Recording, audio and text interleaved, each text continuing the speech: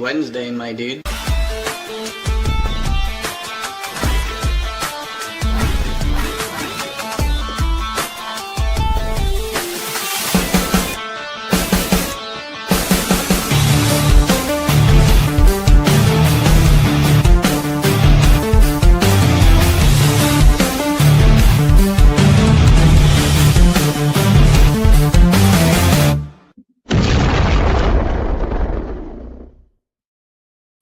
Hello, everybody. Welcome to the Punch Up Pod with Lila and Pat.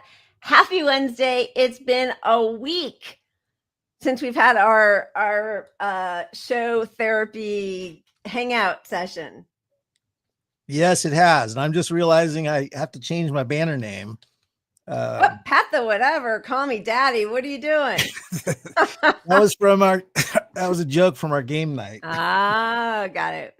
Let me fix that real quick. How you doing? I'm good. I'm really good. I had some family stuff, all good, but so that's why we had to cancel Sunday. But I'm back, and it's funny. Like, I mean, as happy as I was to be with everybody, it was supposed to be my kids' game.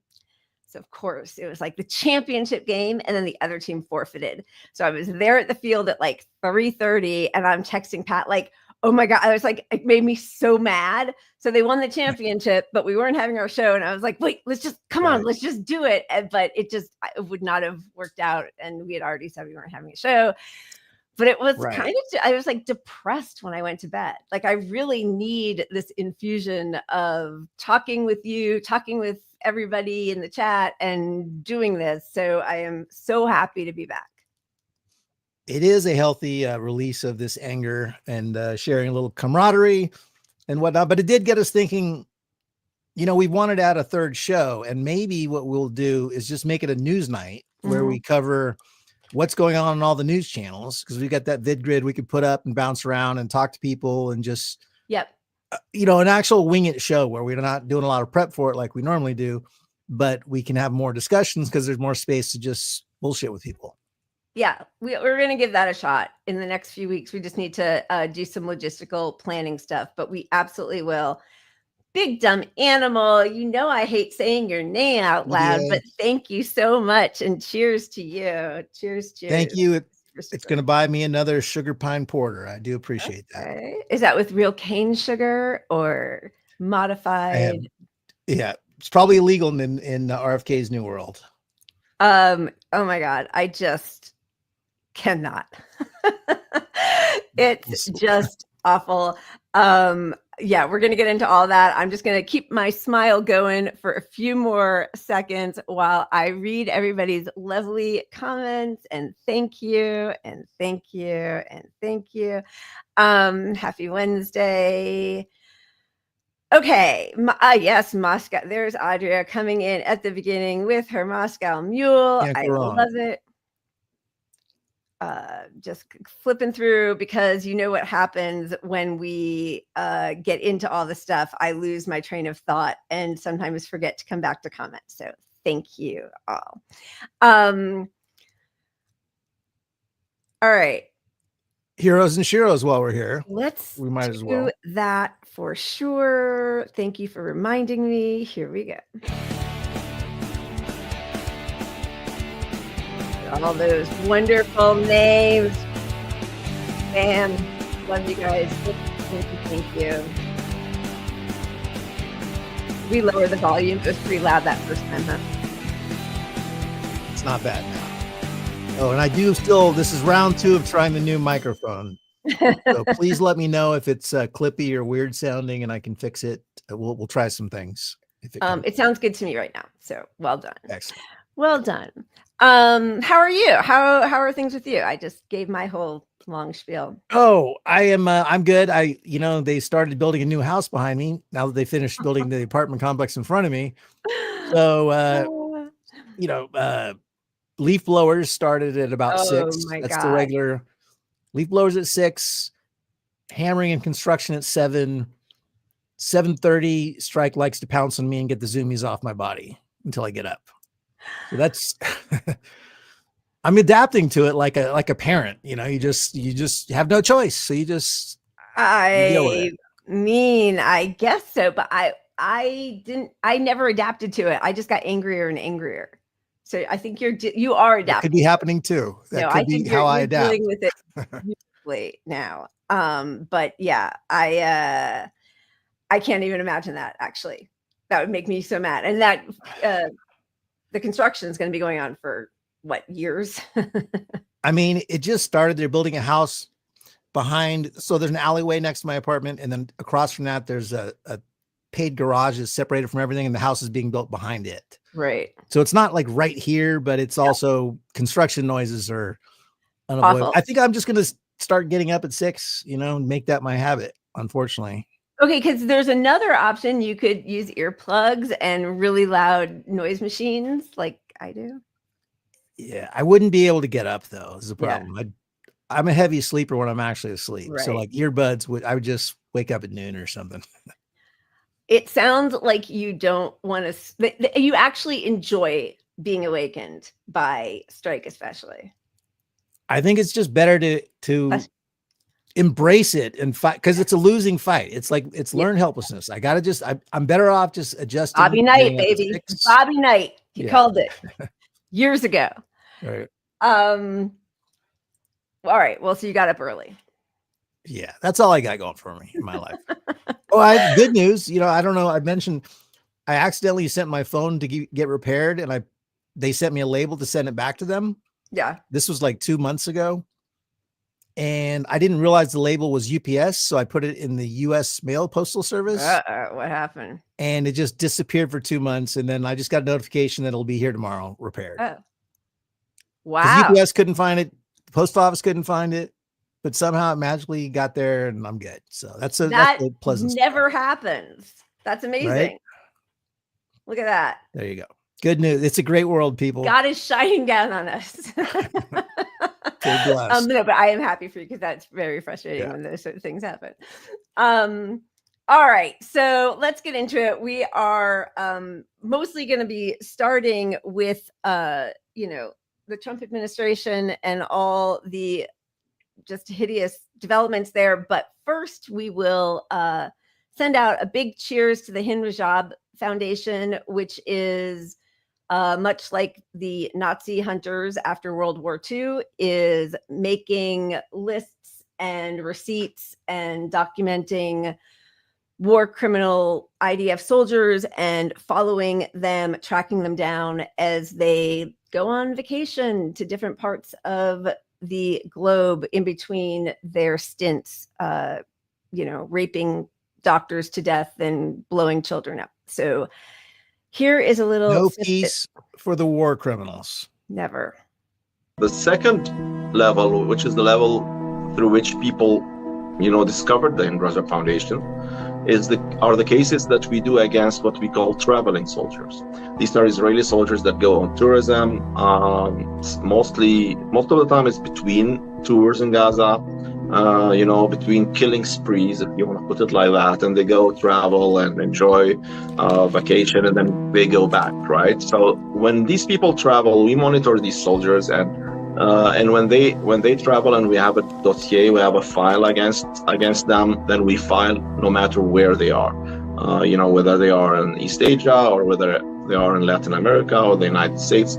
We try to build a legal file against them, and this is basically the process we are doing. Of course, behind this, there's a lot of research involved, and there's also building a quite large network of lawyers across the globe. So it's always work in progress. But we are going with this till the end. This is for us a mission that we will not just we're not experimenting with this. This is like a life vocation. We're going to do this till the end of our lives, and till justice is done or served, at least partly. It's such important work, and it's disgraceful to see these people going off and doing huge barbecues, actually very close to the border with Gaza, to they're not on vacation there, but there are little sort of like encampments that are set up for soldiers to have a few nice hours in between going back and slaughtering people. they barbecue, they make sure that those smells are, wafting close. And what's interesting is seeing Zionists online in full panic and, oh my God, the anti-Semitism of it all, when people in Thailand or Spain or wherever they are who are IDF soldiers or Zionists who are rude and racist and act like hooligans, when they are then, being reacted to, I think appropriately, usually. And instead in the media, or at least in the sort of more Zionist media, it immediately is, look at the rise of anti-Semitism, as opposed to, if you saw, a member of the SS walking around, that should be upsetting to all of us. Right. And I think that's where there's hope, in that narrative doesn't work anymore. The people who might tune into CNN and hear that, like, oh, there's anti-Semitism case in this college. Yep. Well, they're a large population, a large part of them, the people, the viewers, are getting that media in tandem with the real media, pointing out the entire situation. Right. And so they're seeing, hey, why is CNN lying to us about this anti-Semitism stuff? And it's been ongoing for so long that I think people are just, they don't buy it at all. I mean, mostly it's just, they're hanging on by a thin thread of people who buy their bullshit now. Yeah. It's pretty much just the ruling elite. I mean, because most people, like, I know when they're visiting Greece, as we showed a couple weeks ago with all the protesters who were basically prevented an Israeli cruise ship from docking at their port in Syros. And I know that there have been, well, we'll talk about it. But anyway, it's there are going to be fewer and fewer places where supporters of genocide are going to feel comfortable. And I mean, that's pretty much all we can do, because nothing else is working. So the more that, kudos to his org for not waiting 30 years to hold Nazis accountable. He's going right to, here you are now, real time. Someone needs to hold you to account, and this is what we can do.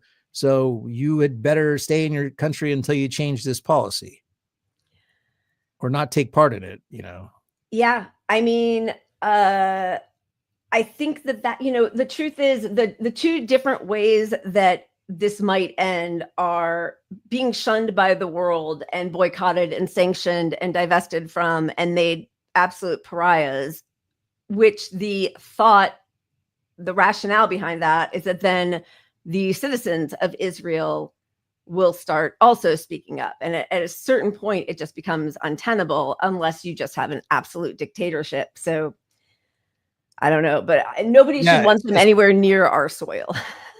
Right. It's just culturally, we have a long ways before their mindsets will get changed. I mean, it obviously is very much parallel to Nazi Germany and how the Germans felt and whatnot. But I think with the U.S. I think it might be even worse, because what you never hear is anybody hiding anybody in an attic or any underground railroad sort of situations. I mean, yes, there are starting to be some protests. They are so minimal. There's starting to be a few people who refuse to be drafted into the IDF. That's all wonderful, commendable. It is such a small percentage of the population in Israel that I don't think, like, there isn't anybody, and I'm not saying, like, there's nobody who are the Meeps and the Van Dams who are hiding the Anne Frank's family. I mean, like, where are they? Nothing. Just nothing. Disgusting. Yes, and I did see that clip of the woman confronting the IOF soldiers on the beach, which was awesome. It was like 4.5 minutes, so we didn't pull it, but yeah, I mean, these people are disgusting. They are disgusting baby killers. They, for the last 2 years, they have been broadcasting their war crimes, even though that they've been advised by their own heads of state not to, because it's making it harder and harder for them to go abroad. and have any protection from the legal consequences of being genocidal war criminals. But they're just not, it is so deeply ingrained, their racism, their hatred of Palestine. And the difference is we have the U.S. protecting them. So no matter what happens, you've got one of the most powerful, influential countries on earth protecting them, which is going to slow the accountability process. Yeah. Yep, it is. It's crazy. We're saving Israel to the end. So I know we are saving Israel to the rest. end. It's just, I get like, it just feels like it's the mirror for everything that's happening at the, most acute level, obviously. So it just feeds into every other aspect of what we're all dealing with. But yes, 100%. Okay, let's spin the wheel and then we will get to the lovely Trump regime. Haha. A little joy. A little joy before we get into it. All right, here we go. Yeah, baby.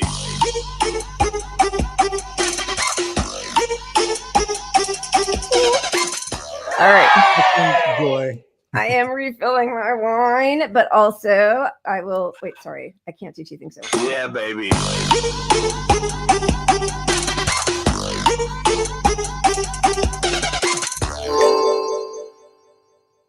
Oh, is this the one we don't have?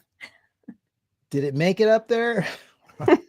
Is it at the bottom? We're still having some issues with this. All right, why don't you just pick anything? Because I don't see that. What? So much for the wheel. Do you have anything else that you want to show? I'm uploading it as we speak, but I thought they made it up. That's so weird that I'm not seeing it. I thought I did too. I'm having a really rough time. It probably, if you tried to place it up high, push something else out, which StreamYard got funky with it. Well, in the meantime, while it's uploading, Strike came by. So there's a little cat. Look at that. Some puppets. Little puppets. I love it. Cat Cam, get in there. She's so cute. Look at her. It's still uploading slowly. Okay, wait, let me just delete that. Make some more room in here. Is it still uploading? Right, yeah, I'm gonna sit my wine. Why don't we know we've got that one in the bank and let's show something else right now? Okay, I think if we just talk and pretend we're going to show something else, it'll be done uploading any second now. This better be a really, really good, wholesome.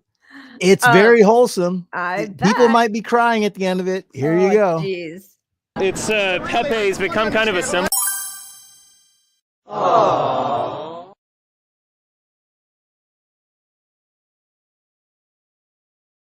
Don't worry about a thing, 'cause every little thing is gonna be alright. I woke up this morning on my horizon. 3 little birds were on my doorstep, singing sweet songs, melody blowing true. And they said, this message is you. They said, don't worry about a thing, 'cause every little thing is gonna be alright. Don't worry about a thing, 'cause every little thing is gonna be alright. I woke up this morning on my horizon,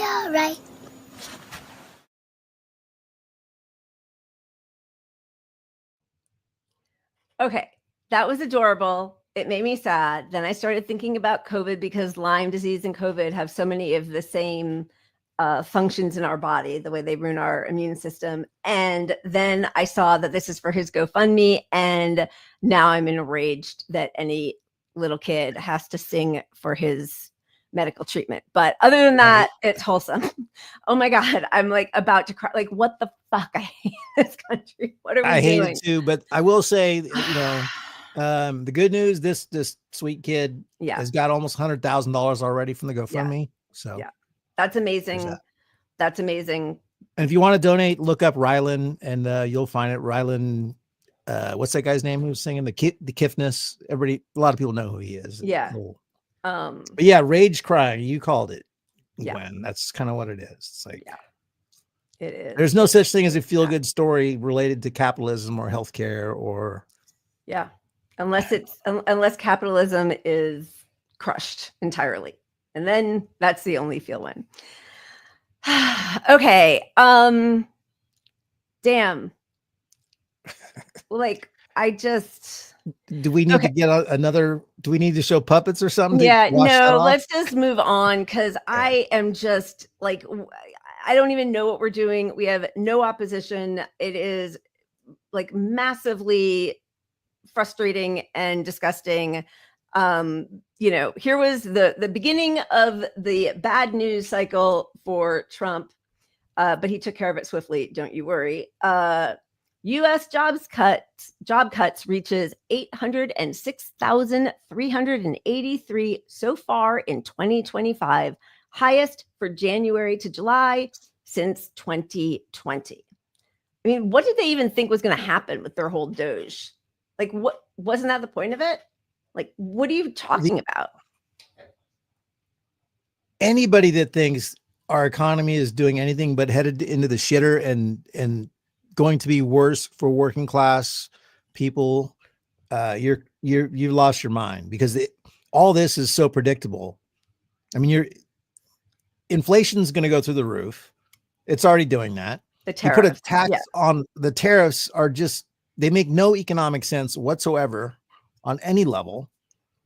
And not only that, it's so chaotic with everybody still having to negotiate with Trump, heads of state, and then it changes, and then they do something to piss him off, and maybe we're going to recognize Palestine as a state, and now we're going to tariff you more, and you looked at me the wrong way, and now it's like it's a bad economic policy from the get-go, but then it's also done with Trump's trademark, maniacal whims. So right. And when they talk about, well, it's unpredictable for business and that alone is bad for the economy, a big part of that is that they need to make purchasing orders well in advance. Like, it's not just some sort of like, well, we don't know how to plan for Q6 because, no, it's like we need to have jobs for people to put these products together or whatever it is. Yep. We need to have the materials, and we don't know if we're going to have the materials because the cost might not make sense. And so they're going to play it cautiously safe and rapidly speed up the de-acceleration of jobs. That sounded like some office speak. I don't know where I came. No, but it's true. That's exactly what's going to happen. And the other part that's going to happen, that's already happening, is companies are going to hike up their prices because tariffs, and then they'll never come back down. Just like with the supply chain issues at the beginning of COVID. Prices got marked up. They never came back down. So, for somebody who ran on, he's going to lower prices right away and eggs are too expensive and the Bidenomics are so awful, all he has done is made things drastically worse. But what he decided to do was write a long screed, which, I don't think we will read all of it, but just to give a little insight into this guy's mindset. I was just informed that our country's jobs numbers, in quotations, no idea why, are being produced by a Biden appointee, Dr. Erica McIntyre, the Commissioner of Labor Statistics, who faked the jobs numbers before the election to try and boost Kamala's chances of victory. This is the same Bureau of Labor statistics that overstated the jobs growth in March 2024 by approximately 818,000. And then again, right before the 2024 presidential election in August and September by 112,000. These were records. No one can be that wrong. Question mark. We need accurate job numbers. I have directed my team to fire this Biden political appointee, comma, immediately, all caps. She will be replaced with someone much more competent and qualified. Important numbers like this must be fair and accurate. They can't be manipulated for political purposes. McIntyre said there were only 73,000 jobs added, a shock. But more importantly, that a major mistake was made by them, 258,000 jobs downward in the prior 2 months. Similar things happened in the first part of the year, always to the negative. The economy is booming under Trump, all caps and quotation marks, despite a Fed that also plays games, this time with interest rates, where they lowered them twice and substantially just before the presidential election. I assume in the hopes of getting Kamala, quotation marks, elected. How did that work out? Jerome, too late, Powell should also be put out to pasture. Thank you for your attention to this matter. I mean, it's so absurd. None of it's funny, really, but like, it's unbelievable. And I know this is an educated audience, you know, we all get it, but like, it's not one person deciding these numbers at all. It's right. a literal massive organization. Like it is the most, it's part of why our country's economy is very trusted and it's a safe investment, because these numbers, it's such a bipartisan commission, so calculated and recalculated that these numbers are solid as a rock. They're trusted as hell. Like firing that person changes nothing unless you replace them with someone who's going to then discard everything else that this organization is doing, which is the plan. Right. Exactly. 100%. That is correct. Also, if there are issues in how they record job growth or job loss, they certainly weren't helped by the Doge teenagers coming in and taking an axe to that department as well. Like nothing has gotten more efficient. They have fewer people to rely on. And yes, as you said, other countries, other billionaire oligarchs are not going to want to invest with the US. They will not trust that their money is safe in our banks if they can't trust the people who are supplying the numbers, giving the data to be apolitical when they give those facts over.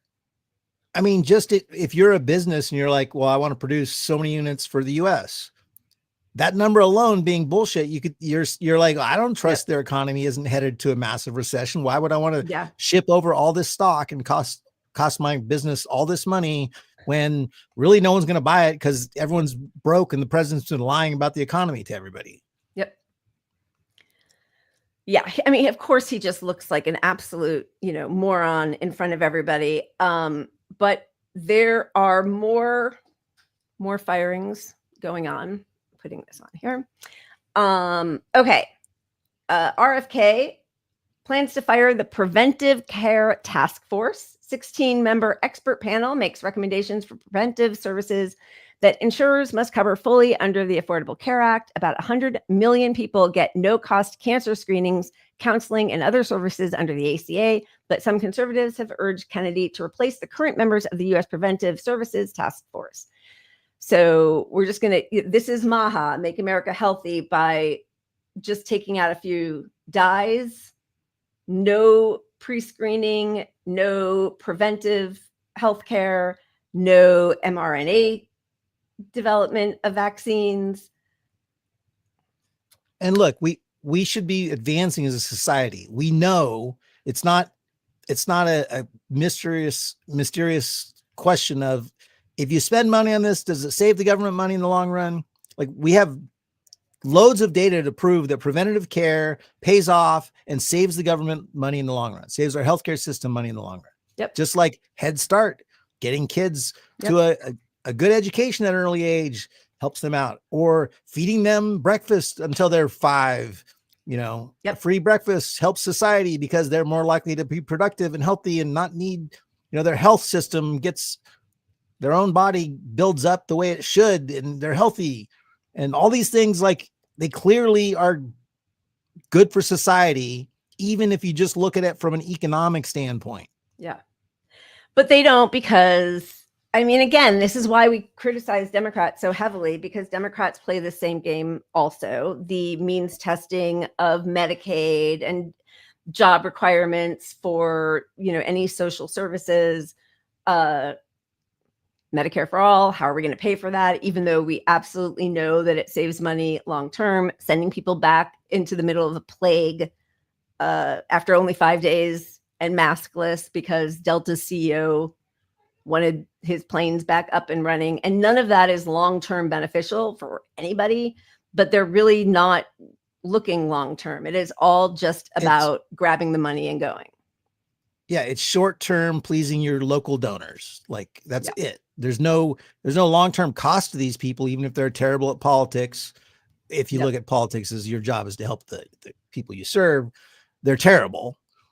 But there's no cost to them. Like, doesn't hurt them politically anymore. It used to be you could get a job as a lobbyist, but now you can just get stock tips and, handed money straight up from the people who you promoted policy for that hurt America. Like, yeah, I mean, well, because we don't make anything. We just sort of buy and sell other people's products and make money off of it. I mean, we just make money off of making money. That's our biggest, hedge fund managers, private equity. That's our whole game in this country now.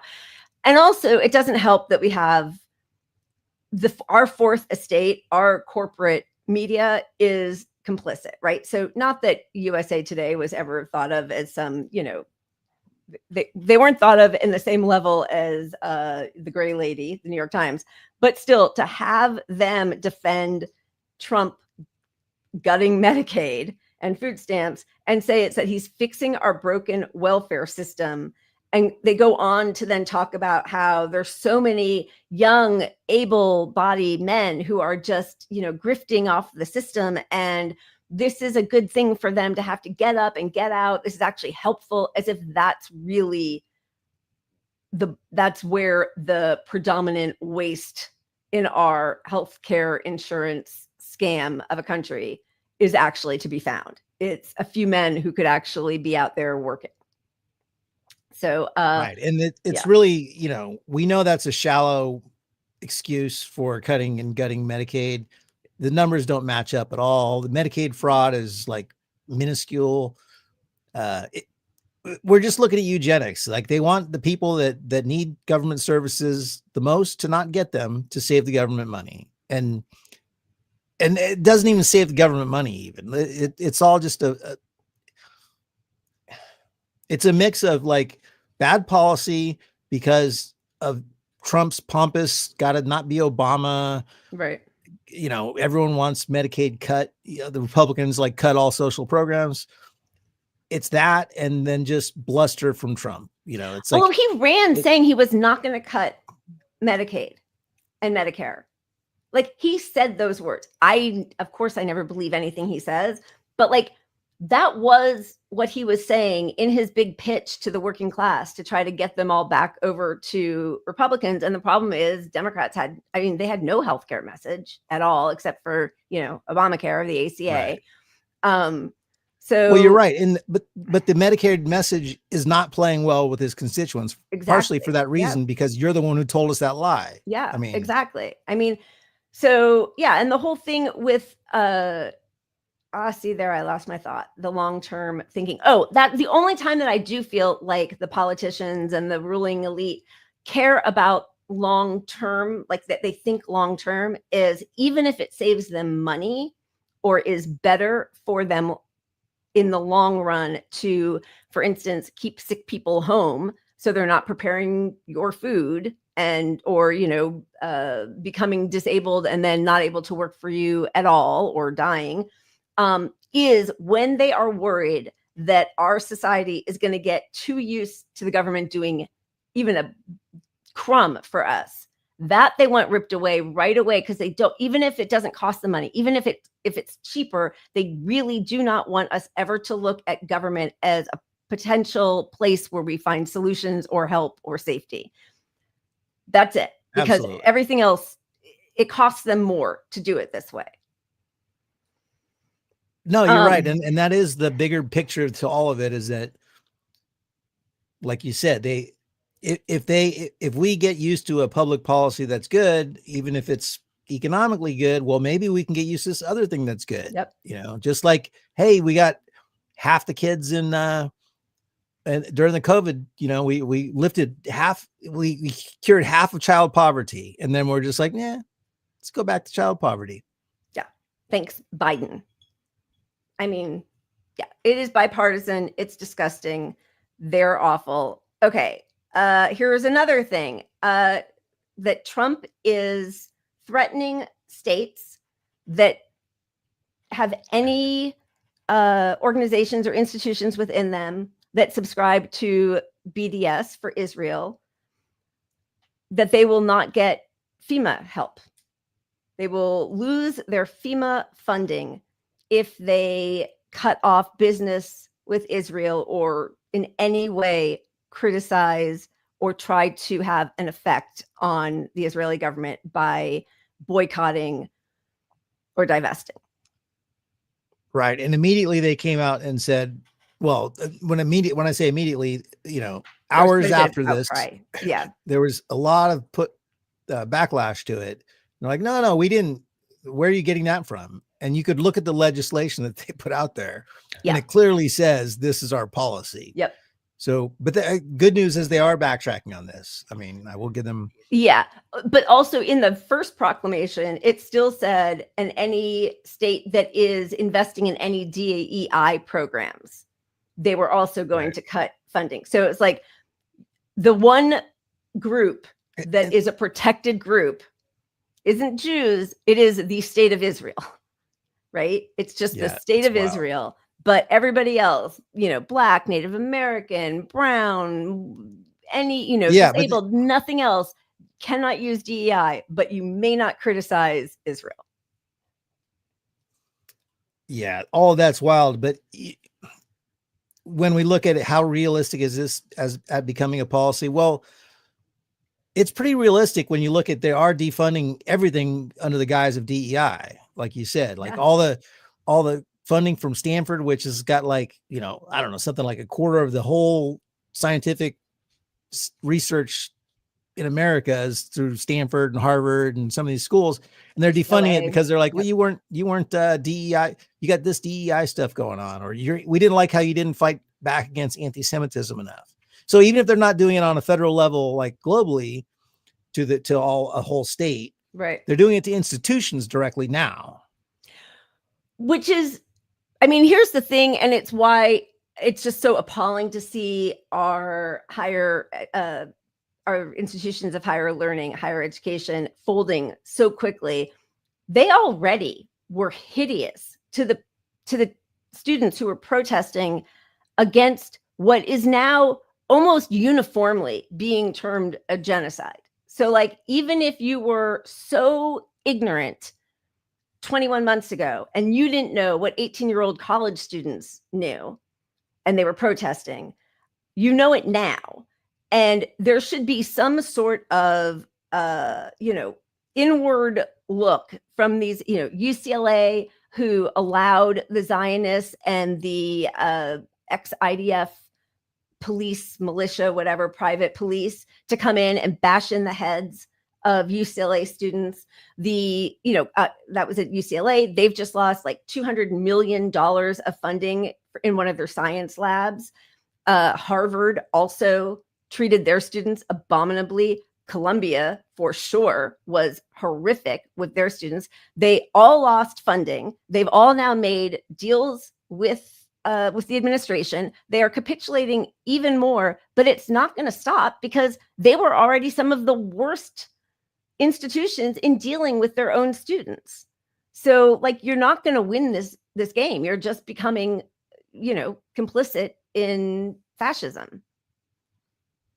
Yeah, and they declared that so clearly when they went after Columbia, of all places. That was the harshest to their own people. Yep. It was the hub of this, and they were the harshest to their own students.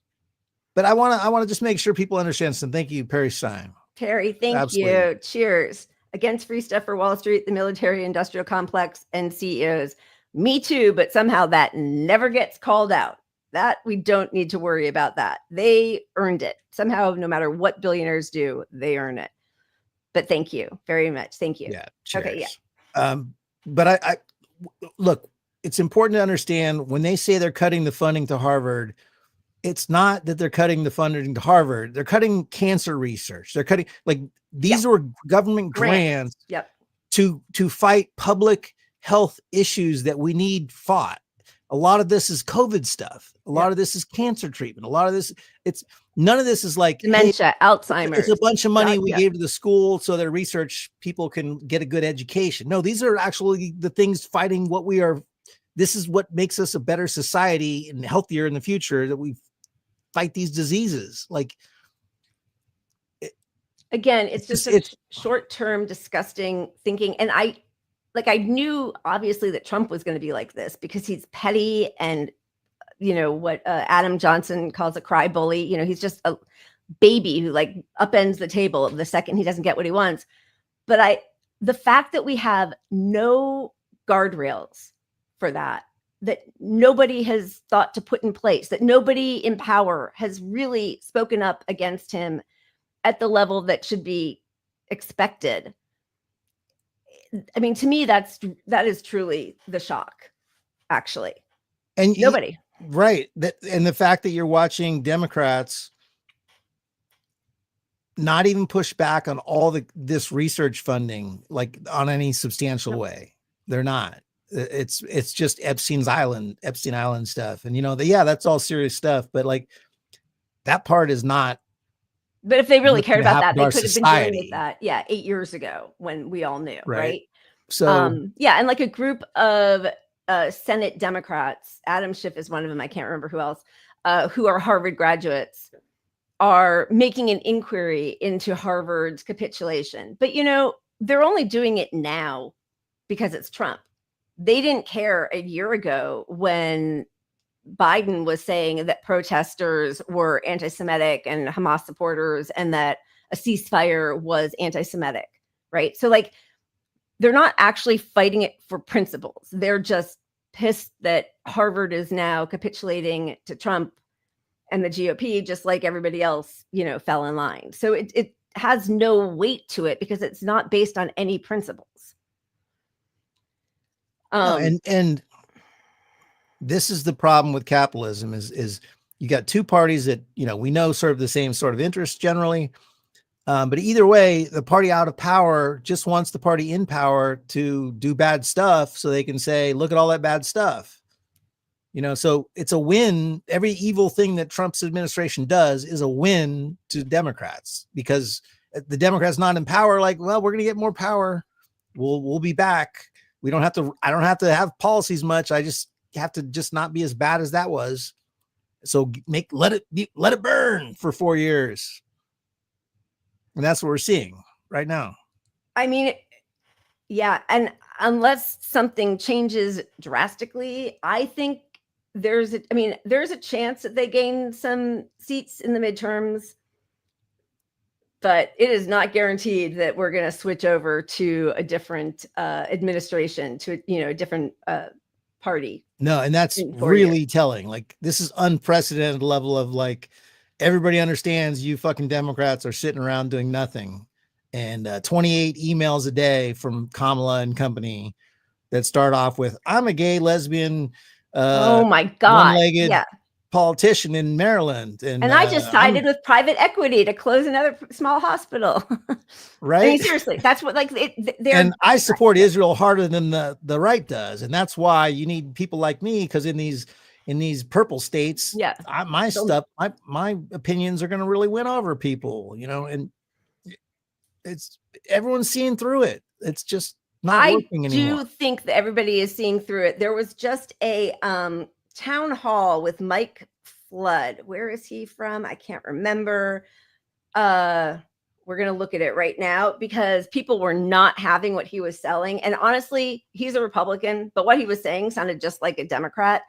And that messaging that Democrats always do, that we showed Pete Buttigieg doing a couple of weeks ago, where he was like, well, Zohran Mamdani might work in New York, but he's not going to work in Michigan. Like that, you know, he was never going to get elected in Michigan. That's bullshit. You think people in Michigan don't care about a genocide? You think they don't want health care or a living wage? Like, of course they do. There was just a chart about how Democrats have mentioned the Green New Deal almost zero in the last, like, since 2020.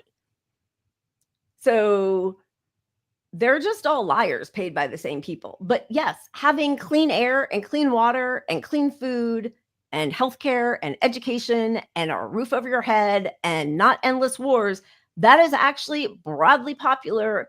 Even fucking Marjorie Taylor Greene, who, of course, she's not going to put her weight behind any policies I care about, but she even is saying things about the desperation that Americans are feeling and that nobody is focusing on that. I mean, like, more than most Democrats talk about. You know, there's like 8 Democrats who ever talk about it, and Marjorie Taylor Greene. And the more she does it, the weaker the Democrats all look. Yeah. Because, and then honestly, that's how you get a radical society where people are Democrats that believe things that Marjorie Taylor Greene are that she's saying. I mean, some of them are going to fall over to her side. Yep. You know, because who else is saying it? You know, who else is saying it? Yeah. Okay. Everybody's telling me Nebraska. He's from Nebraska. This Mike Flood guy. So here he is talking about healthcare. It's kind of hard to hear, but people are not having it. It talks about 2 big changes to the Medicaid program. One of those changes is that if you are able to work and you are able-bodied, you have to work. If you choose not to work, you do not get free health care. You do not get free health care. Okay. So here's a question. Do you think that people who are 28 years old that can work and refuse to work should get free health care? I don't think that a majority of Nebraskans agree with you. Well, I think he's going to find out. He's going to find out. And 2 things, like, one, 20 years old and refuse to work is kind of bullshit, because the 28-year-old can't get a job is the reality. So people recognize that piece of the lie. Yeah. They're like, you know, this is bullshit because you're lying about that. Like, how many 28-year-olds are just like, oh, I just want to mooch off the government. You can't pay rent. Like, there's no government service to keep you alive anymore if you're not trying to find money. And so there's that part. The second part is everybody thinks everybody should have health care. It shouldn't be related to your job. Just give people fucking health care. You know, it's such a minimum ask if anyone is educated and looks around at the rest of the world. And yet, and again, and this is why, I mean, sorry, and I know I do this all the time, but like, Democrats don't say healthcare is a human right and mean it. I mean, they started taking that language on, which was, you know, they should have been called out on that, right? Like, Bernie allows his good friend Joe to say that, but doesn't say, and that's why we need Medicare for all right now, Joe, right? So they keep trying to be squishy with it, and the work requirements and ACA, which we all know, again, was a Heritage Foundation plan. It was Romney Care. It is a far right-wing giveaway to health insurance companies. And that was the Democrats' big achievement. Like, so yes, if they could just, you know, it's like the way, you know, globalize the intifada, defund the police. Healthcare is a human right. Get used to saying those things that people are like, oh, I don't know, it's uncomfortable. I don't know. Is it really? Like, don't you think? Yeah, it's a fucking human right. What are you going to do if you don't have healthcare? Or change the language to, you want to save our country money? It's cheaper to give everyone healthcare than this system we have right now. It's cheaper with better outcomes if you just give everyone healthcare. Who doesn't think our healthcare system is fucked? Raise your hand. Have that discussion with a room full of people. Who's going to raise their hand and say, oh, I love my healthcare, you know, like 20 years, 15 years ago, even 10, you had people saying, I love my personal health care because they thought they were immune from it because they My had some gold insurance. system. And Remember when they phrased it like Right. that? Yeah, my insurance. Exactly. Yeah. They thought they were covered for everything. And then they're realizing now nobody's covered. Everything is a fucking $1,000 bill to just fucking breathe. You phone call in a health service.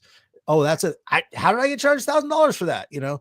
So everybody is realizing now they've exploited the hell out of this system. It's fucked. Nobody wants it to exist. If you point out to everybody, you can save money as a country. Economically, it makes sense. I think everyone is on board. Like, this is the prime moment to get fucking healthcare. A fucking CEO of an healthcare insurance company got nuked on Broadway in front of people, and he's a fucking hero. The guy who killed him. Yep. May or may not be Luigi, but like that tells you where the country's at. You can't realize this moment. It's because you're blinded by the money your donors are giving you. Yeah. I mean, just for the second time this month, we have been denied insurance payments for something we had already been approved for. So it happened with my tooth extraction, and Xander had his 4 wisdom teeth pulled. This went through in referrals like last year was when it was diagnosed. And when we set this all up for a full year later, it went through all the paperwork. The doctors had everything. We just got a statement. They're already out. Like, so now what? Saying we reject this. Oh, the whole system is designed. It's like, it's just the red tape department. You know, all the money in the insurance company goes to that department to slow down payments, to make it difficult, to make it to where even if clear as day you're covered for this and they pre-approved it, it's denied, and you got to spend fucking a week on the phone with these people every fucking day to get something you clearly had a right to get covered for. And then you either only are talking to, what is it called, clankers now? That's what they call AI people, or you're talking to somebody who might as well be AI, because they can't give you the approval. They're just looking at a piece of paper. It's like, oh, that changed. No, because it was too much. No, because, like, can I talk to a supervisor? I don't have a supervisor, or I am the supervisor, or sure, the supervisor says the exact same thing. So there is no recourse. You're just denied. So that's, a couple $1,000 that we don't have and hadn't intended on paying, and just got a statement that was like, so sorry, it was denied. I mean, there's going to be so many more Luigis, and they know it, which is why they're doing all this. But like, this is just not sustainable. It's why the cop cities are here. It's why the surveillance state is here. You're going to be on a list because you fought your healthcare company for a while, but now you're getting dangerous. I'm worried about Lila because we didn't make a claim, and it cost us. We saved $20,000 by denying the claim that she was granted.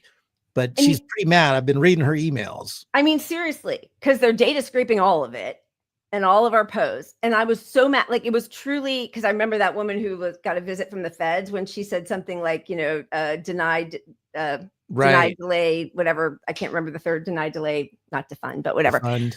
Yeah. Depose. Yeah. And so, but like, I was like, because we're all so used to sort of just like shouting at the screen and just being like, Luigi's right. We need more Luigi's, or, and I just wanted to say something because I'm so mad, and there's no recourse. So you just like want to shout, but then I'll be the one who gets hauled off, not the company that, makes billions of dollars off of denying people healthcare. And of course, we know where this is headed. These big call centers of people denying claims is expensive for them. Mm-hmm. So let's just get some AI involved. Let's fire the 1,000 people who are actually human, who are doing evil shit, who every once in a while are going to have a like, fuck this job, I'm going to approve Lila's claim moment. Yep. And AI won't do that. AI will find more reasons to accidentally make mistakes because it's not properly trained yet and deny more claims. And that's why the person that got 86 from healthcare, whatever it was, the guy that got Luigi. Yep. Hey, implementing AI in claims denial was his specialty. So I think they picked a winner for the first one here. I mean, we just need it. We need more and faster, louder, funnier. I'm always, we have lost so many of our friends that we had for years, all the limousine liberals. And Josh is now doing a podcast because everybody has a podcast. And with a director of 3 or 4 of the Saw movies that he's worked with, and they had their wives on. So I just did an interview with them on the podcast that just was released yesterday, and it's really interesting because, you know, they were talking about when they first met, he was going to Academy Award parties and he was invited all over the place because the second Saw movie, which was his first like big directing gig, was huge. Now they don't have $5. When she asked him for $5 to get a donut for her daughter after a medical appointment, he was like, we have to wait because we have no money coming in. And I think more and more people are understanding the rage that they used to feel shielded from because they were in Hollywood. You know, like all of the women who hated me and blocked me on Facebook back in 2015 and 2016, actresses, one of whom had been in like one of Josh's movies, because I was talking about Bernie and how Hillary wasn't, you know, she was just a neolib who had contributed to all the problems we had. And they were all in for Hillary. And then even the bigger names like Ellen Barkin started realizing, oh, we're losing our healthcare through our SAG healthcare. And it took until it affected them for them to understand the rage and how necessary these policies are. But I could see a real shift, you know, like people were pissed. Yeah. Yeah. I mean, that's why, you know, back in the Bernie days, Bernie won, you know. Yeah. Bernie won, not Bernie. Yeah. Bernie 2016. Yeah. Right. Healthcare was my number one issue, period, because you could see that this was something that was affecting everybody, and it was going to be the thing that affected everybody. It was going to be the thing that everybody could look at and say, I don't care. I have my house, but I know somebody lost their house because of their healthcare. And sure enough, here we are 8 years later, or whatever it is. And it's hit everybody, you know, because it's just so clear that like, this is the one issue. If we could get this detached from our health, from our employment, we could make the system work, because they would need to make it work once they removed employment from it, because there's a bill. It's an expense, you know, it's different. It's not like all of our money is getting leached out of the system and going to insurance companies and medical institutions. The government is paying for it through our tax dollars, of course, but then that's why it has to go to an efficient system, you know? Yep. And it's just, it makes so much sense, you know, and it needs to be detached from our employment. And then we can fight for other issues with our employment and have some leverage on that instead of just, it's all about healthcare, you know? Yeah. All right. So let's look at one more thing that was just cut, which is just, you know, as much as NPR has become also like a neoliberal Democratic Party facade, there are other parts of public broadcasting that are important. It was just defunded. And so public broadcasting is basically just shuttering its doors. So, you know, whatever PBS shows that have meant a lot to you. I mean, I know Sesame Street already left for Netflix, right? Because they were defunded. I mean, the defunding has been a slow progression, but this was such a whopping amount that they're basically just closing down. They're gonna play something. Yeah, no, I mean, and I agree. Look, I listen to NPR. I sort of hate listen. Yeah, I mean, I listen more to report on the centrist neolib position, you know, because it's pretty clear they lay it out. But they also, in fairness, do bring up a lot of issues people wouldn't know anything about otherwise. Right. You know, and then sure, they frame it in a neoliberal way, but if you're not going to hear the story about what's happening in the mines, or you're not going to hear the story about plastics in our food, you're not even going to know it exists. Yeah. You know, and that's, it's like. And also there are, you know, they're smaller that aren't just public, aren't NPR, but it's like public broadcasting that's more regional, and those will all disappear also. So, you know, and some of those have a lot more autonomy. So and anyway, they're also more needed in rural areas, you know, where there isn't the big media. So in a lot of ways, you're just depriving people of news. Which is the point. I mean, that is truly, that's the whole, that's, you know, the Rupert Murdoch model, the Bill Clinton, like they deregulated and made everything just about making the most money possible. I mean, it's just another piece of evidence of why capitalism is a cancer. And it's just like, it's impossible to have infinite growth. It's going to eat itself, but in the meantime, it's going to eat all of us. But this is part of it, is to make truth unreliable. There is no, I mean, honestly, like there's so few journalists anyway that I trust, but like that, it's important to have those outlets, and also outlets that are covering local news is also really important. And you're not going to get that, CNN. I mean, just look at like, Status Quo going to East Palestine, Ohio, going to Flint, Michigan. There are so few journalists or outlets that cover local issues. You might get one flyover from CNN or Rachel Maddow when your whole town's been poisoned, and then they just forget about it. So, so this is from 1961, when they were, Nixon was trying to get rid of PBS funding, and he brought in a right-wing Democrat to hold hearings, and Mr. Rogers came to talk to Congress, or I guess this was more just like a smaller hearing in Congress. Senator John Pastorius is the Democrat, and this is Fred Rogers in 1969. Do you narrate it? I'm the host, yes. And I do all the puppets, and I write all the music, and I write all the script. Well, I'm supposed to be a pretty tough guy, and this is the first time I've had goosebumps for the last 2 days. Well, I'm grateful, not only for your goosebumps, but for your interest in our kind of communication. Could I tell you the words of one of the songs which I feel is very important? Yes.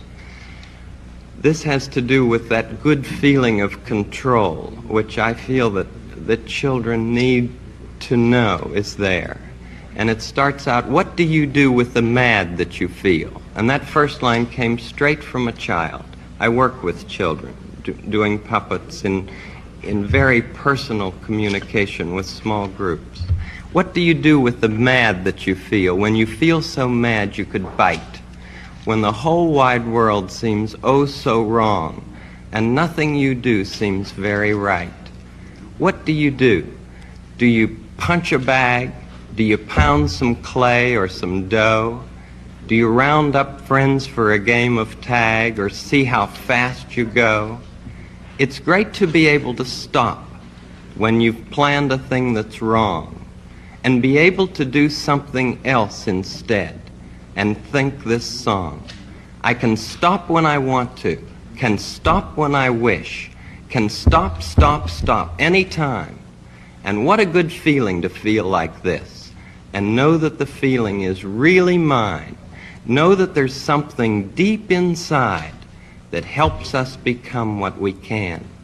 For a girl can be someday a lady, and a boy can be someday a man. I think it's wonderful.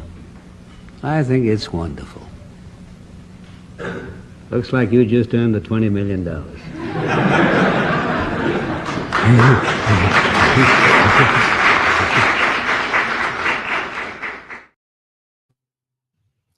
Like, I know everything wasn't better back then, but it just feels like nothing like that would ever happen now. It just never happened. The narrative is too controlled by the mainstream media, by we don't have a fourth estate anymore. There's no one calling this stuff out. There's smaller, podcasts and whatnot. And, but you don't have a Democratic Party even fighting any of this. Like, not a single thing. They're not fighting any of it. None of it. I mean, they don't even tweet about it. And that's the best you can hope for, is that they're going to tweet about it. They might fundraise a little bit on it, but it's all just so inevitable that we're going to lose this, we're going to lose that. It's all going to go away. Yeah. It's the funny thing of like, COVID is here to stay. It's not going away. Just get used to it. Right? Like this, I mean, we're being asked to just get used to so many reprehensible things in this world. And truly, well, I think partly there are people who are comfortable enough that they're like, it's fine. I'm going to be fine. And they won't be, but they don't know, or maybe they will be, but they're protected enough.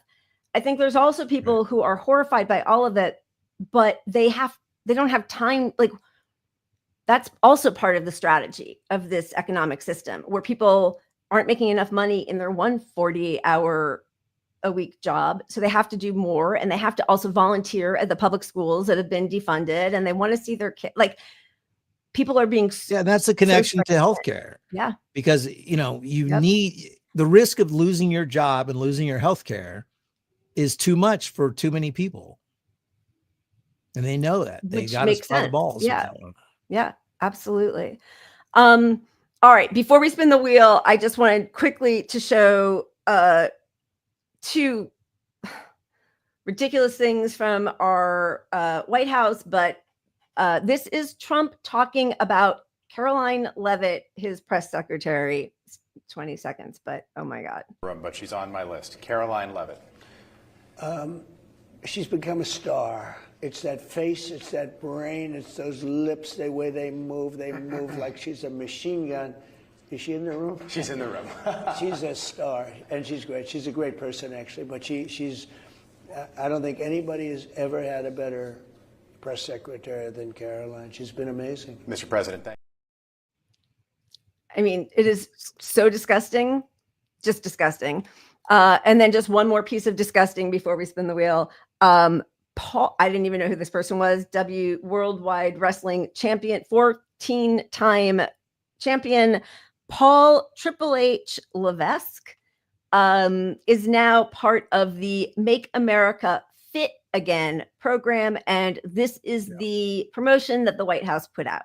Time to play the game. Time to play the game.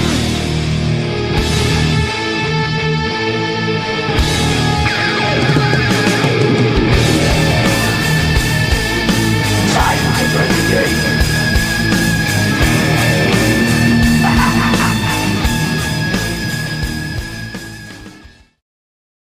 I mean, it's just a joke to them. Like, I honestly don't understand. Like, I feel bad sometimes talking about anything happy in my life because of all of the horrors going on in the world. And this is a person who is complicit in all of the horrors, putting out a video with a worldwide wrestling champion guy with his ass to the camera, bending over like it's a joke to make America fit. Yeah, and the whole thing, they're bringing back the presidential, medals, when I forget what you call it, but, back in school, it was a big competition. How many sit-ups can you do? How many push-ups can you do? I grew up in that generation. And back then we had Arnie was our Schwarzenegger for a while was our guy that was doing it. But it's always run by these steroid people. Like, they're the most unhealthy. That guy there is the most unhealthiest guy probably on the stage of all the unhealthy people, because he's going to die early from all his kidney damage and liver damage from doing all the steroids.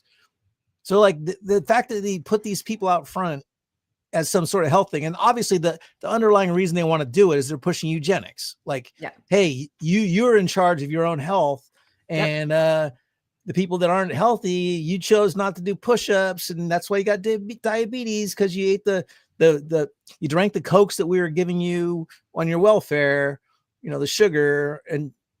But meanwhile, it's all just it's just an excuse to not fund healthy people. I mean, unhealthy people. People who are diseased. They just want a reason. It just added to the list of eugenics. Yeah. They just took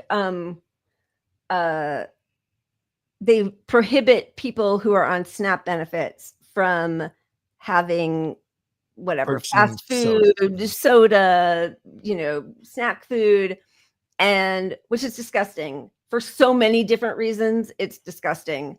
Like, let people have a little joy. Everything has to be like horrendous for the people that you have exploited and decided can't have a dignified life. And then Kamala spokesperson Mark Cuban quote tweeted the statement that this was now going to be prohibited from being purchased by SNAP benefits with claps. Yeah, this is our good billionaire. The good billionaire. Yep. Okay. Should we spin? Yes, let's spin the wheel. I need more A wine, moment. even if it doesn't land on it. I'm just saying. I will try to find us a wheel. Yeah, baby. Okay. Look at that. I manifested it. I'm gonna do it, but wait. 1 second. Okay. Sorry. My computer's really slow. Yeah, baby. All right, a heavy pour. Just want to do a lefty lull. A lefty lull since we're here. Or do you want me to spin it? Sure, let's do a lull. I love watching your TikTok, which is next level. Clearly, that's expressed by my 13-year-old son. No! God, please, no!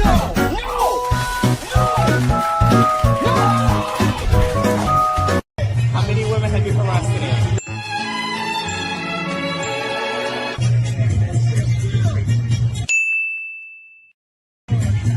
Sir.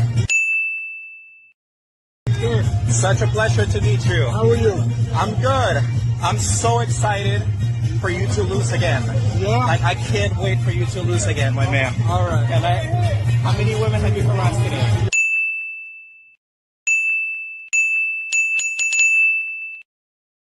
Yeah, you have? Take care, all right?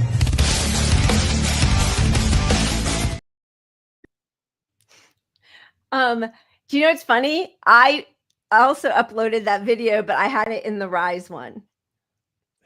Oh, did you? And now I can delete too. We've got so much more space for ourselves. There you go. I love that. All right. I don't know if that was joy enough, so we're going to show pups. We'll be right back after this. All right.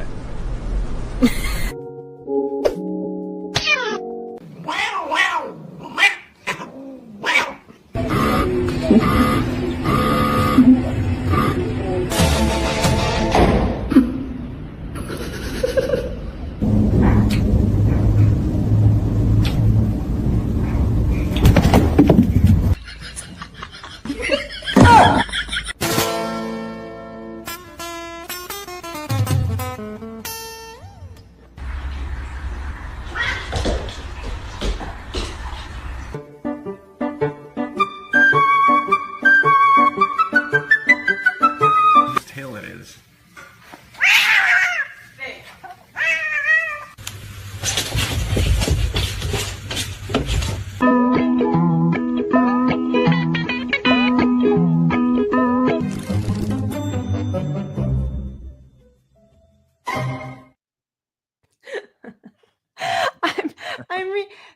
So the run says, my blue MAGA brother supports Cuomo, and you showed this video recently. Oh, did we? Drink more, the runs too, and then you won't know, just the way we don't remember. No, we try to write it all down. You know what it is? Sometimes also there are compilations that have like one little bit from each one, Yeah, but they overlap. We'll try to be more careful. Okay, let's get into the Democratic Party, the opposition, party of opposition. Oh, Jesus. Opposition. Right. You forgot air quotes with your opposition. Oh, the party of opposition, all caps. One thing, I mean, I'm like bebopping all over the place because it's just so ridiculous. But okay, let's just go to the biggest issue that Democrats are wrestling with right now. They're having a very difficult time is Zoran Mamdani, and they have tried to smear him as anti-Semitic and that none of these policies could ever work. And meanwhile, you have, you know, the brosphere, manosphere of like the Andrew Schultz kind of people saying, actually, he's, and Charlene Lagarde, we could use some socialism, even though I don't agree with it, but at least it's America first. Like, you know, they're fairly undereducated about policy and the world in that regard. Like, it's all too expensive. But even they are conceding to their massive audiences of people who voted for Trump that this is probably the road we're all going to have to go down. And he still has not gotten endorsement from Gillibrand or Schumer. Booker, who's from New Jersey, but like the two senators from his own state, no. Hakeem Jeffries, Booker, yes. And this was just revealed today. Cuomo is working with Trump discussing how to prevent Mamdani from becoming the mayor. So there's a Democrat. Yeah, he's a Democrat. All of those Democrats who have refused to vote blue no matter who and party unity, and here's your Democratic nominee to be the mayor of New York, and they haven't endorsed him.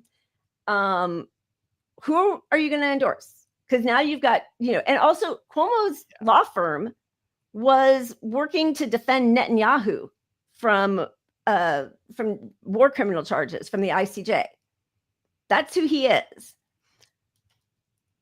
What a mess. So this is a poll. This is a friend of show, Stephen Semler. I'm writing him tonight to see when he can come on again. He's so awesome. But how out of step both parties are with their own bases on what Israel is doing to Gaza. View on Israel's actions in Gaza.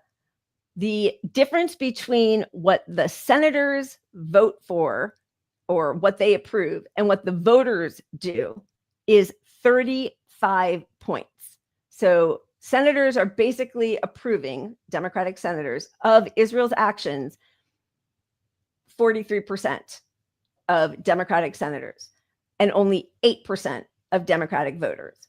In disapproval, senators express disapproval at 51%. Voters, 83% of Democratic voters disapprove of Israel's actions on Gaza. That's a huge 32-point difference. And when the same was asked of Republicans, the difference was still pretty stark, but not quite so big as Democrats. So that's a big problem for Democrats. It's a huge problem. And all that brings up to me, obviously, we know the Democrats don't listen to us, but I think it's interesting to think about the upper tiered podcast class, the Andrew Schultz and the likes. Like, it's good in a sense that they're accountable to their viewers. Right. So they're going to, the reason they can speak out against this is they're not getting a paycheck from the Democratic Party or Republican Party or the donors to either party, you would hope. So they have to follow what we think. Yep. But the danger in that also is these are just some idiots going to follow the popular thinking, which is why none of them talk about COVID. We're not getting into COVID right now, but like it's a double-edged sword kind of, but at least you see these people, their audience is their paycheck. Unlike the politicians, their paycheck is not the audience. It's not even votes. They don't care anymore. Right. No, they don't care at all anymore. Yeah. Yeah. Take it when you can get it when they happen to fall on the right side. But it's not. No, I know. But it's not based on any thoughtful reasoning or policy, like a true understanding of the policies. It's just sort of like catch as catch can. And for most people don't think it's complicated when they see babies starving to death or blown to pieces.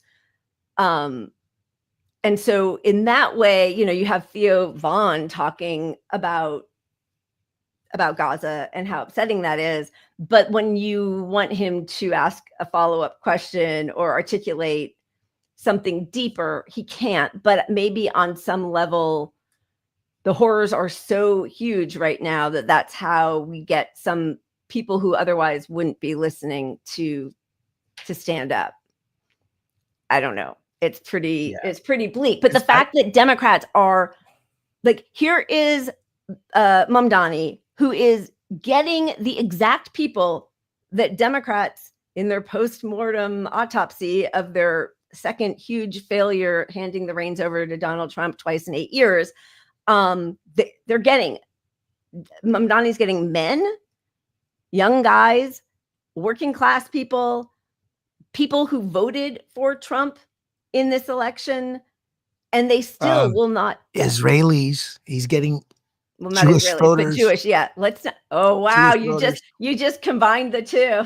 Not necessarily. No, but yeah. Jewish He's getting Jewish voters 100%. I think by like 17%. Oh, sorry, wait, this is a different thing. By 17 points higher than Cuomo or Eric Adams. He got imagine 17 points higher with Jewish voters. Yeah. And trying to pin him with anti-Semitism and saying that this is unwinnable across the US when he's winning the Jewish people in his own state, like by a huge margin. Like you're just second biggest so full concentration of Jews anywhere besides Israel, and he's winning them in New York City, right? And yeah, Kirsten Gillibrand saying that he's like practicing, he wants to spread jihad around the globe, just spewing libelous lies. It's disgusting.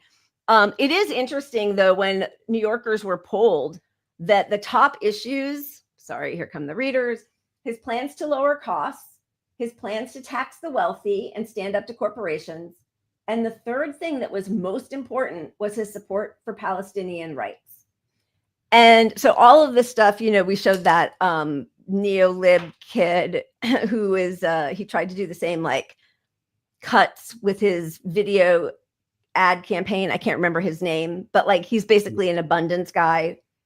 Do you remember we showed that a couple weeks ago? Yeah, they I'll think never it's remember like, his name though. Yeah, I don't remember either. Siskind or something. Anyway, and you know, he's being sponsored, of course, by Reid Hoffman. You know, it's not the videos. Like, yes, that adds to it. That's fantastic. Like, Zoran feels like he has.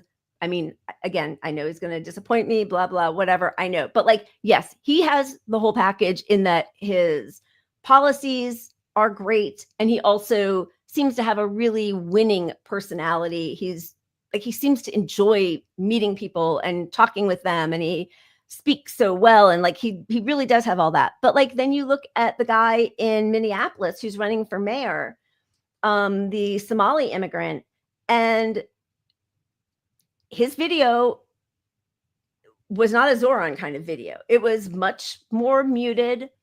He's talking about policies. He, you know, I'm going to try to say this without getting canceled. He is not traditionally photogenic, maybe in a way that Zoran is. He still won the primary, right? Like against Jacob Frey. Like it's not about, Bernie is 83 years old. He's the most popular politician in the country. It's not because he makes fun videos that are dazzling. Look, and, you know, if the gap between the policy was close on these people, you would look to personality next, right? That's kind of, I think, right. I think we're at a point where policy is affecting everybody so much because things are so bad that you can't just personality your way through things. Like, yeah, you know, if you were at a business and you're like, who do you want to elect as your president of this business to run the company? And you're like, well, Jim is funny as fuck. That guy's got some jokes. I love him. He's great. Yeah. He's an authentic, real guy. But he's dumb as a brick when it comes to, you know, how we should make money at this company. Yep. Or, you know, how he doesn't want to do things. He doesn't want to pay for our health care or whatever, you know? So yep. People are more affected than they were before because things are so bad. So when somebody comes across and they're like, here's a policy, and you link to it and you're like, I'm affected by the lack of Medicaid, or I'm affected by what's going to happen to my Social Security, or the price of medicine is affecting me, or the rent is affecting me, or grocery prices are affecting me. You're not going to listen to the guy who's like, don't worry about that stuff. You know, he's never been in politics. He doesn't know how it works. You know, those days are over. Yeah. Yeah. They all want to do they all are trying to be the next Obama. And I just don't think that's selling to anybody anymore. Nobody cares. And I mean, the funny thing is Eric Adams and Cuomo aren't even trying to do that. I mean, they're just appealing to their establishment, you know, elite pals. Oh. And they're, I mean, I know we all saw it, but like Cuomo put out the numbers of pretending he was winning the race.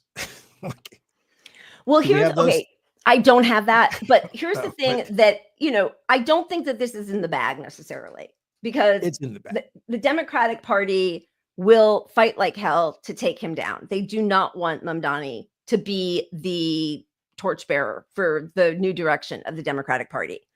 So they will, you know, we have Eric Adams was just caught having signatures forged to get him on the ballot. Forged. All right, I put my readers back on. We found dozens of people who say they never signed petitions for Mayor Adams' independent bid, but whose supposed signatures nevertheless appear on the docs. I mean, also, like, he was embezzling money. He was doing side deals with Trump and saying, like, sure, we'll let, it's so you don't prosecute me for the embezzlement. We're going to let ICE have free reign in New York City. Like, he is a disgusting, corrupt politician. But to be so unpopular as an incumbent mayor, you have to forge signatures. Like, yeah, come on, the guy's cooked. This is what Mondami's in. It's over. Like, okay, maybe. But so here's the thing about Cuomo is, if you put together all Jewish voters, not necessarily Democrats who voted in the primary, the ones who vote or who did vote in the primary but voted for other candidates, that's where he's saying that if he got all of them, and they did this to Bernie all the time too, right? Like when they ran, 3 million people against Bernie, they were like, well, last time when it was just him and Hillary, he was polling much higher. Of course, they didn't talk about it that way then, but he was getting a much larger percentage of the votes. But when it was him against 9 other primary candidates, he would come in at like, whatever, 29%. And even though the next highest was like 10%, 9%, 8%, they would add all of the other candidates up and be like, well, in comparison to all those together, he's really only getting 28% or whatever. So they're trying to do that kind of fuzzy math. Also, they'll talk about, they're doing the same thing where they'll be like, yeah, but here's the thing that works to scare people in a primary. Right. We're past the primaries. He already got past the primaries. He's on the ballot. Yeah. Like you can't, it's just him versus those guys. And there's no shaking the math to make it work. I'm sorry. Yeah. Unless there's a dramatic, and if there's op research, they would have used all of it in the primaries because they knew that that's where they stop him. So unless there's some hidden gem that gets uncovered that there is a hidden gem. They accused him of stealing a table when he was in college. Oh, he stole a table. Yeah, the table thing. Yeah. And so they ran this piece in the New York Post. F in ethics, Zoran Mamdani laughed off stealing a table in college. Then Austerity is Left, which is a great account to follow, shows the 2011 piece that Mamdani wrote in his own college paper, talking about how he would take the table to play poker and then return it. But this is their Oppo research. This is what they have. You have Cuomo, sexual assaulter, genocide proponent, and sent 10,000 elderly people off to die of COVID. You have Eric Adams, embezzler, proponent of ICE, the top cop of New York. And you have a guy who borrowed a table in college and then returned it in time for people. And wrote a story about it, like not hiding it. Obviously ridiculous. Like I literally got arrested in college stealing a real estate sign for no reason. Now you'll never be mayor. If you want to bring that up, I can explain my way out of it. But like he was just doing it to play some cards and he returned it. Yeah. Like, come on, what are we doing here? Yeah. Nobody gives a shit. Nobody gives a shit. You just humanize him when someone looks past the headline and reads the story. They're like, oh, I totally get that. Again, this is where the media, oh, you're the source of that lie. You're pushing that lie. I don't trust you as a media source. So they just keep eating their credibility up left and right when they fight him harder, just like the Democrats do. The media and Democrats, they're both shit in the bed on this, and they're not going to win it. Okay. This is another story that I think is fascinating. I feel like probably nobody here is giving money to any of these PACs that text and write all the time, End Citizens United or get more Democratic judges and all of these different texts that you get from, what's it called? What's the blue place? Vote. Act Blue. Act Blue. No, Act Blue. What is it? Anyway. Yeah. Act yeah. So all of these different texts that you get and emails and calls are almost entirely from one company, one organization. It's called Mothership. the Mothership Vortex, an investigation into the the firm at the heart of the Democratic spam machine. The fundraising model is not a brutally effective tool for the party. It's a financial vortex that consumes the vast majority of every dollar it raises. So these two guys who used to work for the DNC left the DNC, took the same model that I think started with Obama. Obama was really good with internet and texting and all that to fundraise, right? And it felt grassroots. I think with Obama it was. They took that model, which continues to feel grassroots for people who don't know, and they get all these texts and they want to feel good about themselves because they're helping a cause. Who doesn't want to end Citizens United? Who doesn't want more Democrats in Congress? Whatever the thing is, okay? Can I just say that Mothership right off the bat makes me think Hillary's running the show? I know. I mean, truly, it's disgusting. It's so Who would painful call it to hear Mothership? that term. Like, it's. I totally Good agree. God. Totally agree.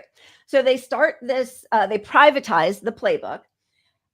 These are not a diverse collection of grassroots groups. They are tightly integrated network that functions primarily to funnel funds to Mothership. Their names are likely familiar from the very texts and emails that flood inboxes. Progressive Turnout Project, Stop Republicans, End Citizens United, to name just a few.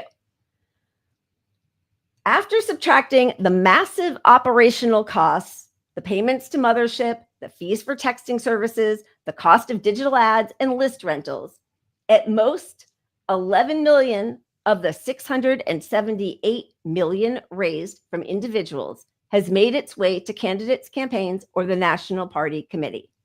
This represents a fundraising efficiency rate of just 1.6%. For every dollar a grandmother in Iowa donates believing she's saving democracy, 98 cents goes to consultants and operational costs, with just pennies reaching actual campaigns. I mean, that is like it goes hand in hand with funding Democrats, right? 100%. It's the exact same fucking thing. And look, if I have $1 I want to go to feed homeless people and 2 cents of it goes to homeless people, whoever took my 98 cents effectively stopped me from doing the thing I wanted to do. Yeah. Which is what this group is doing, that by taking all these millions of dollars from people and not doing it with the money and making people. It's a placebo that people think they did something. Yep. And you actually hurt your own cause by giving them money, because you would have given some of that money to the actual cause or somebody that would do something for the cause. I do want to say this is not against Act Blue itself. Act Blue itself, as much shit as they get, they're a service between, like, you will find good candidates, good people that use Act Blue. This is not Act Blue. This is this organization, but they should not let this organization utilize their platform knowing this. It is truly a blight on the Democratic Party, because, I mean, nobody should give any money to any of these scams. And also because the 2 pennies that do get there are going to be used to fight against every policy that we actually want. They're not ending Citizens United. It's like they're never going to actually, that money is not going to any person or group that is actually going to fight for what we all believe in. Different. No, your 2 cents go to a letter, an actual candidate that you want. Yeah, go ahead. No, your 2 cents are like a letter to Santa Claus, basically. Yeah. Good luck with that. Yeah. What did Josh do that somebody said? Somebody just said something nice about Josh. And what's so weird is he just brought me like an appetizer. Josh sent me the best puppets I need to show, but I didn't have time to wrap it. Next week, Josh, we'll show your puppets. I see. He wrote, if I would be returning Lila if her father didn't say no backsies at our wedding, which is true. That was part of the toast. Okay, so all of that is disgusting. And we know that with Kamala's enormous money grab funding, that nobody even knows what happened to that. Like, was it almost $1 billion Billion, of money? over $1 billion. Some people said 2 billions. Yeah. So where did 2 that all billion. go? I don't know. And I doubt it's going to be in the new book she's shilling. But here is her ad for her book. Just over a year ago, I launched my campaign for President of the United States. 107 days, traveling the country, fighting for our future. The shortest presidential campaign in modern history. It was intense, high stakes, and deeply personal for me and for so many of you. Since leaving office, I've spent a lot of time reflecting on those days, talking with my team, my family, my friends, and pulling my thoughts together. In essence, writing a journal that is this book, 107 Days. With candor and reflection, I've written a behind-the-scenes account of that journey. I believe there's value in sharing what I saw, what I learned, and what I know it will take to move forward. In writing this book, one truth kept coming back to me. Sometimes the fight takes a while, but I remain full of hope, and I remain clear-eyed. I will never stop fighting to make our country reflect the very best of its ideals, always on behalf of the people. So thank you for being in this fight with me. I am forever grateful, and I cannot wait for you to read this, and I'll see you out there. Take care. She's been reflecting. She has not come out. She's not come out to say anything, not about genocide, not about starvation, not about millions of people getting kicked off Medicaid, not about ICE kidnapping people off the street, not a thing. And then she has the audacity to stand there with a book that, by the way, says 10-7 on it, which is just sort of interesting in light of everything happening with Israel and Palestine. But what is her solution? Who is she fighting for, this public servant? Like, seriously, what is she doing? It's disgusting. She's reflecting. I mean, her journal. Just and she, you know, she went on, was it the Late Show, and said, "Oh, you know, I took the first few months off." I have it. Because it's really embarrassing just to hear her talk, right? Like, she's collecting her thoughts. What's her prescription? There's no prescription. And this is where everybody gets how, like, the world hates Kamala. Like, nobody liked her. No, like, literally nobody liked her. Sorry. But it follows the Jake Tapper sort of, like, we have no responsibility to report on anything. Let's just, it's all about me and my book. Like, Jake Tapper was top guy at CNN. He's like, oh, I wrote a book about how we knew that Biden was not very well. How everybody kept it from us. The probing journalists. They kept it from us. And then in turn, I kept it from you so you could buy this book now. And everybody said, no, I'm not going to buy your book. His book's doing terribly. Yeah. Even though he has the biggest platform on earth and free ads every fucking night, and nobody wanted to buy his book. And here she is doing the Hillary thing with, and we've already had a year and a half of her coming out here and saying, see, I mean, not her directly, but her people are saying, like, see, all this Trump stuff, see, we were right. You should have picked me, which nobody cares about that. Like, nobody thinks she would have been doing anything better. Like, maybe I don't think people would have been kidnapped off the street by ICE. And that's horrific, like 100% horrific. But also, why did Biden give more money to cops, to ICE, and to private prisons than Trump did, right? Like, if you're worried that Trump is a fascist, you don't build the system that will carry out all of his most evil wishes. But also, regardless of if that is accurate, right? If she would have been better, right? If things would have been better, fractionally a little bit better, but just factually, but taking that as truth, well, you should have ran a campaign that won then. Yep. Which you neglected your constituents. You said there was no differentiation between you and the last guy. You went right on every policy that ever existed when the party was like, we need to be left on all these policies.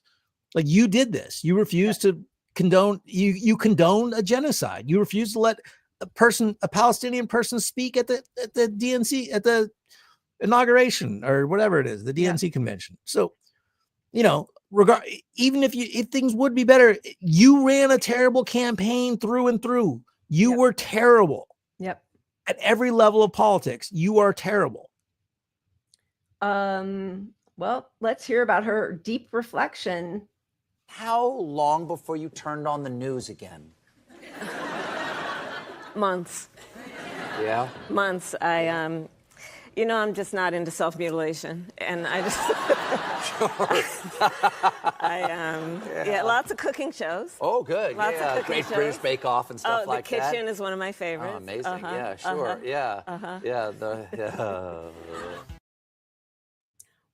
That was so weird. It was like his response there was really strange. Like, it's almost like he gave her that line, or she said she was going to have to, like, her speechwriters told her to do the line, because the way he guffawed at that was really like, I'm not into self-harm or self-mutilation. And then he laughs like that. And at the end, he couldn't even come up with a word. It was like some joke had happened that they miscommunicated on or something. It was just such a weird response from him. But anyway, it must be nice to just like sit in your bathtub and watch cooking shows while the world burns, partially because of your shitty campaign. Yeah, well, she's the top front runner, isn't she? Or between her and Newsom. No, I thought she was like 6. Oh no, you're right. She's not. Yeah. I'm just having flashbacks. No, she is not, because every time she opens her mouth, she sucks. Okay, so anything else Democratic Party stuff, or are we moving on to Israel? Oh, we should move on. We got 20 minutes or so left. Oh shoot, yeah, okay. All right, so we're gonna spin. Sure, let's spin. If Strike lets me. Get off my mouse. Get off. Yeah, baby. Oh, yes. Just in time. All right, 1 second. I'm going to close and then spin. 1 second. 1 second. 1 second. Strike knocks everything baby. Oh, look at that. Should we have it? Yeah, we do. We have another. We all. Let's stay away from cats and go to pandas.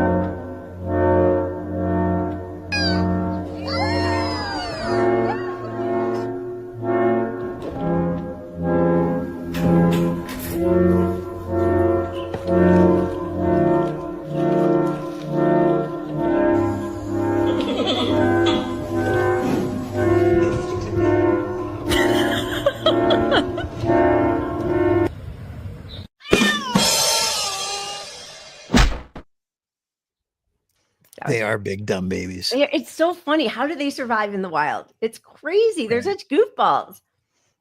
They're such goofballs. I think it's funny when you see the zoos where they all dress up in panda suits to go interact with them, because they have. I don't even know why. Why do they do that? I don't know. I don't know, but it's very sweet. It is very sweet. Yeah. All right. So I guess, there was a couple of different big things happening this week. One of which was Huckabee and Witkoff visited a Gaza Health Foundation site, one of 4. to tell everybody how great it was going. And this is after we have seen, countless videos of people starving to death, and also the ex-Green Beret who came forward to talk about his experience when he went to go help at one of these sites and how horrific it was. So I'm trying to think of what the best place to start is, and maybe it's his testimony. He sort of has been all over the place. Anthony Aguiar, I think it's his name. And at first, Zionists really tried to smear him as being that he was fired, that he didn't resign, because he said he resigned when he saw that this was not a humanitarian endeavor, that they were shooting into crowds to disperse crowds. They were throwing flashbangs to disperse crowds. That it was, people had live ammunition, and that this was clearly not, I said humanitarian, sorry, Gaza Humanitarian Foundation. Clearly not the way any other aid foundation that he had witnessed had ever been set up, which we've heard from countless people at this point. So maybe that's the thing that set it off. So we'll start with that, and then the reaction with visiting this Potemkin village. Let me ask you about the story that you have told that's a really difficult story, awful story, but about the boy who you were in contact with who was killed, shot to death. What happened? So, this little boy is similar in age to my son, brown eyes. My son has brown eyes. I see my son's face when I look at him. This little boy, he's not ISIS. He's not a combatant. I didn't get this secondhand. I didn't see it from afar and then assume I saw it. I touched it. I felt it. Other people saw it. This young little boy, his name is Amir. I know that because when he walked over from the crowd of people, he walked toward me. We thought maybe he was hurt, or maybe he was asking for some more food, because all he had in his arms was a small bag of rice, half a bag of flour, some lentils that he had picked up from the ground. He didn't have much. And we thought maybe he was asking for more food, or maybe he was hurt. We notioned him over, and he came up and he extends his right hand. This young boy holds his hand and he kisses it. Then he comes to me and he holds my hand and he kisses it. In Arab culture, that is a very significant sign of respect. As he was standing there, we were both looking at him, and he was very emaciated. He had no shoes on. He's standing there, and I put my arm on his left shoulder, and I look at him, and I can feel the bones in his shoulder. I can feel the weakness in his arm. I can feel the vulnerability. I can feel the desperation. I'm looking at him in the eyes, and then I say to him, I said, people care. America cares. You're not going to be forgotten. People in the world care. And he doesn't speak English, and I don't speak Arabic, but the connection we had in looking at each other, he felt for the first time in a long time that there was someone that cared. And I got down on a knee to his level, and the items he had in his hand, he sets them down on the ground. He raises his hands, and they're small, fragile. You can see bones sticking, just the bones to the skin. And he places his hands on my face, and he kissed me. He looked at me in the eyes, and he says, thank you. He said it in English. Like, people are starving in Gaza. People are dying in Gaza. Amir goes back to the main group, and he goes out the exit. Coming in and going out, they're tied right back into the active combat zone. And there's an IDF combat outpost just off the corner of SDS-2. So the IDF are shooting at the crowd that's leaving. As the crowd left and they would hit the Marag corridor to go west, the IDF would shoot at them. And the bullets start hitting off the ground. There's video of this. It's on the BBC video. Hitting off the ground, see dirt flying up. So when I heard the gunfire kick off, the automatic machine gun fire, I thought we were under attack. I thought something had happened. And I see the shooting keep going on, like just the rap, and Palestinians dropping on the side of the road. So Amir didn't make it home. He walked 12 kilometers to get some food, picked up scraps off the ground, and when he left, he was killed by the IDF.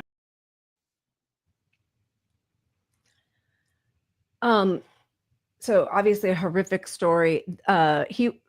This ex-Green Beret, Aguiar, was on Breaking Points. He's been making the rounds, but it was a really fantastic, 45-minute segment. The reason I'm using the Tucker Carlson, or we're using the Tucker Carlson, is it was shorter and it had that story in there and it was already clipped. So I'm sorry that we used Tucker Carlson, but also It is significant that you're It's seeing significant. Yeah. Tucker Carlson's audience exposed to this, and just how uniformly anyone paying attention gets it. Yeah. It's not some conspiracy theorist. He's And he's, he believes, he on that Breaking Points interview, he said something about when he first went there. I don't know if he said that he saw what they took him to the sites that they've sort of preserved from October 7th, and he saw the horrific things that Hamas did, and he said babies in microwaves, and I was just like, oh my God. Like, first of all, obviously they are making the sites of the attack on October 7th, they are preserving them.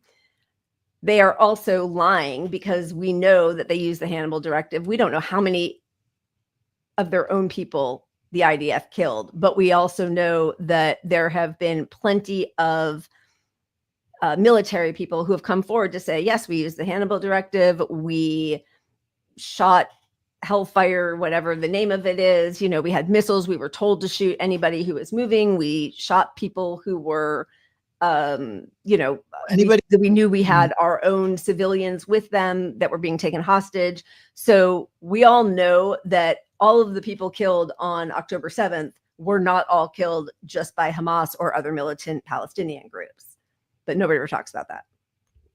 And it's patently obvious when you look at the weaponry that was required to blow up the cars, and people are melted into cars, and right. Like none of that got across the border. It was helicopters, and you have 100%. testimony of an Israeli helicopter pilot saying we did this. So if you add the evidence up, it's clear as all day that So I'm only saying that to say that like this guy seems to believe the lies that were handed out from Israel that were then parroted by by the New York Times and everybody. He's not somebody who started off with great sympathy for or I don't know if he has sympathy for the Palestinian cause, but he certainly is no fan of Hamas or like looking to, denigrate the US military or anything. That does not seem to be, or did not seem to have been his initial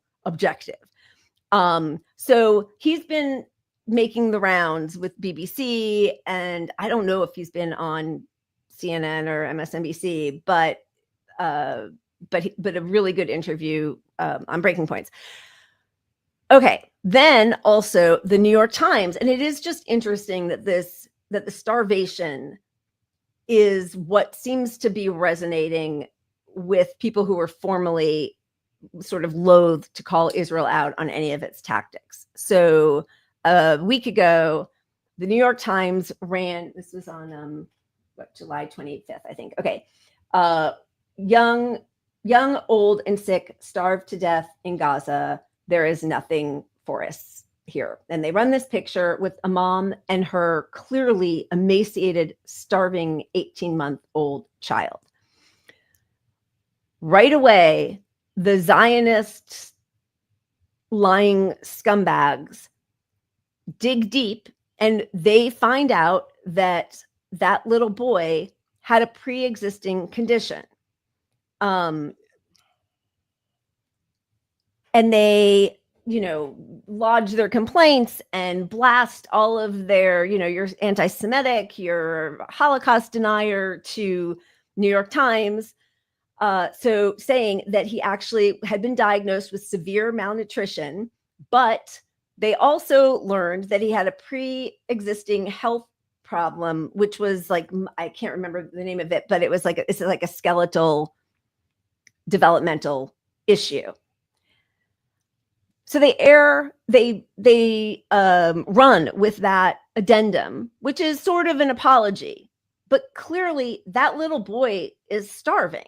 So yes, people who are sick or older or just children are going to be affected by starvation faster than adults who had been healthy before that.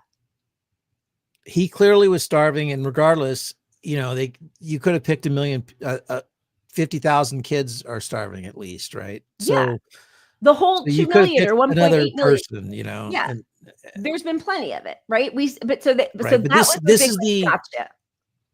this is where it converges with issues in the U.S. with ethnic cleansing and you know, when you try to say, well, it's just they're disabled, it's like, you know, they had a pre-existing condition, you know, it's eugenics, right? At the end of the day, they're trying to, it all converges. It's like, well, people died from COVID, but you know, they had this thing before that made them a weak person from birth. So, you know, it's not that important. Okay. 100%. And it's disgusting. And as we all have seen, I mean, there have been hundreds of people now who have died from starvation since the March 2nd, you know, siege or blockade of all food and aid. And sorry, my brain just totally like went off. But then they've also been killed. Over 1,000 people have been killed at these sites also. Killed at these sites, and it's all according to plan. You don't take hundreds of aid sites and reduce it to 4 and then funnel it through a place where you have every assault rifle aimed at these people, and you created a kill zone effectively. That's exactly what it is, a kill zone. So, but then it also did come out, they interviewed the boy's mother, and she says, and I mean, you know, first of all, how they got the record. So this is also disgusting. How did the Zionist people who divulged this information, who sleuthed it out, how did they get her medical records or the boy's medical records? How are they privy to that? Thanks, Palantir, right? I mean, like, how are they able to get somebody's private medical history to know that? You can't tell from that. How do we know at all that any of that is true? Like 100%. But she has been interviewed now. She says that the boy was born healthy, but then by a couple months after he was born, he developed because of malnutrition, because that, like, people are acting like the starvation and the blockade of food is something that started on March or where are we? March 2nd. Right. No, they said it on October 8th. There will be a complete complete blockade. We aren't letting food, water, electricity. So this has been going on since the very beginning. It's just doubled down on it or tripled down. But she says that the doctors diagnosed him with, that's what it is, macrocephaly, which they said was caused by nutritional deficiencies during pregnancy due to the Israeli war. Regardless, he is clearly starving. Then this was in Time magazine, the Gaza tragedy. And again, another Israeli, genocidal apologist. Today it was revealed that this Time photo from Gaza was completely staged, a total fake, but they published it anyway. And here is what they're citing. This Gaza photographer stages Hamas propaganda. But we know, because there is the actual footage of these people at the same time coming to get food who are starving. So we know that that's a lie. But by the time that footage gets out, these Hezbollah, these Zionists who want to pretend that this isn't a genocide have made the rounds. And now if you look at everybody who is one of these accounts, they have all of these, graphics showing people saying, oh, it was staged. We won't watch all of this, but this is the actual event in live motion where we're seeing the still photography from.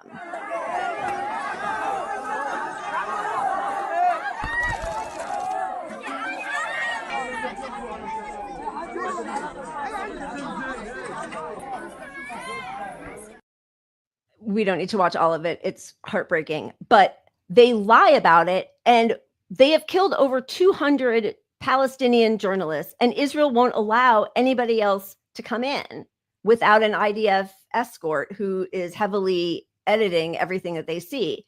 So what I always fall back on is, look, if the number one thing Israel would want to do to the world right now, if they cared about our optics, if they wanted to win us over, if they were doing good, if they were trying to feed these people, make it a heavily videoed area. You only have 4 sites. Like, can you not have fucking 3 cameras at every site? You can't get 12 web cameras up. You want to show that you're not shooting these people. Put some cameras around it. You only have 4 sites. You took hundreds of feeding places, reduced it to 4, and shot people, and you have no video footage because you don't let anyone watch the thing. And we know thousands of people are getting shot and killed. Yep.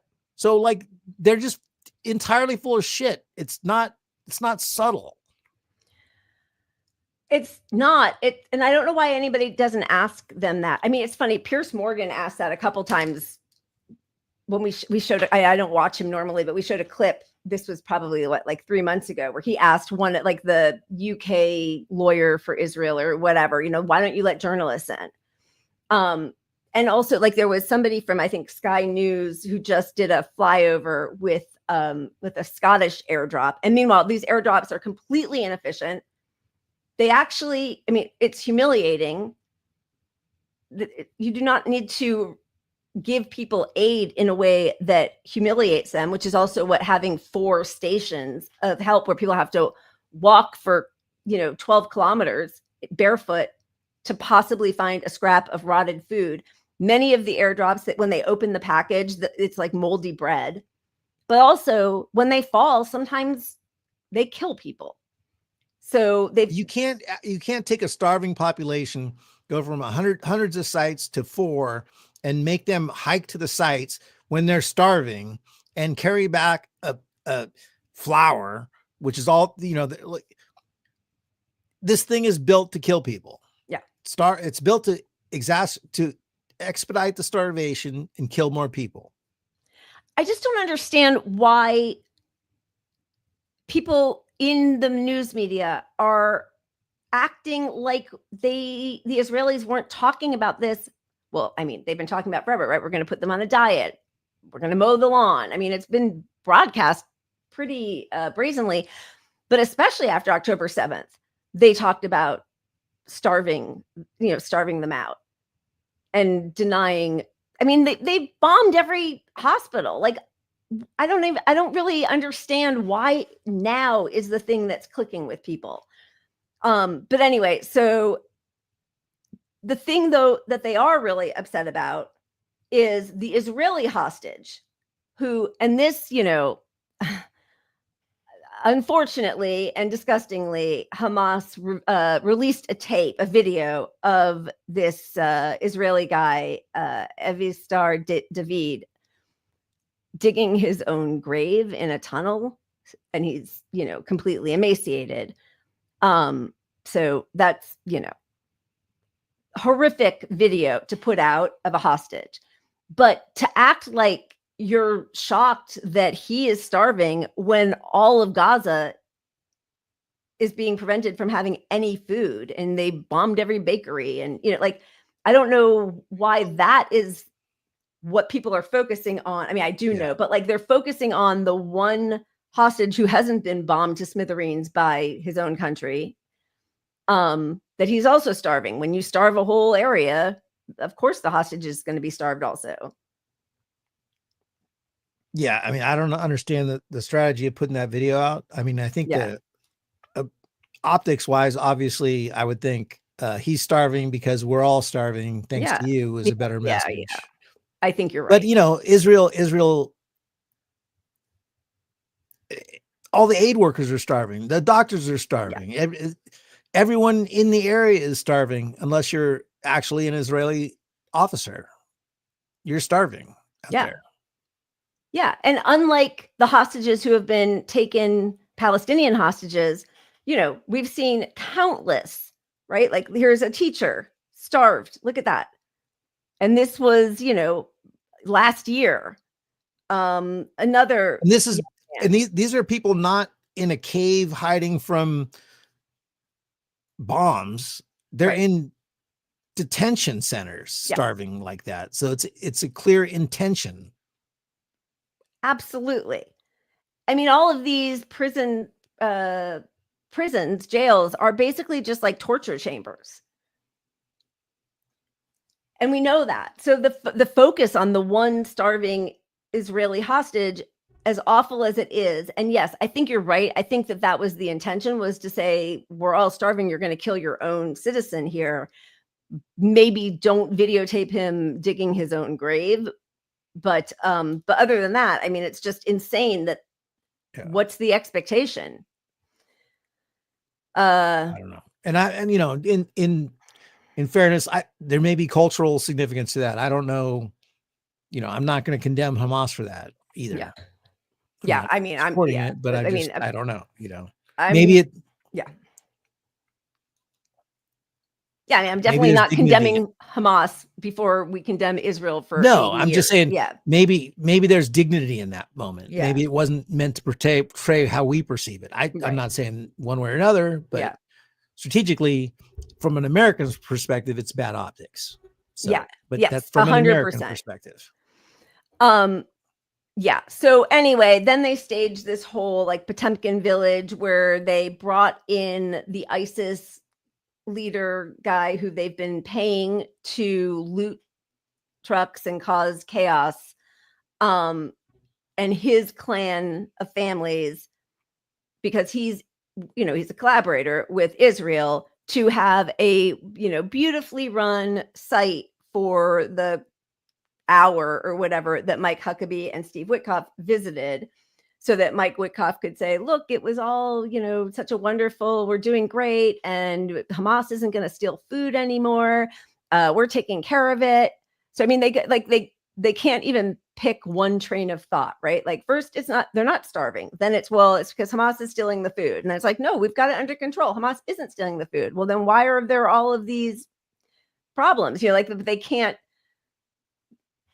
Yeah. If you only have 4 sites, why can't you stop Hamas from stealing the food? If you flatten the entire country, none of it makes any sense other than you want this to happen. That's it. End of story, really. There's also reports that they put silencers on their guns on the day that Huckabee and Witkoff came to visit, so that they wouldn't hear as they shot into the crowds. That's what they call crowd control. They shoot at the crowds to disperse them.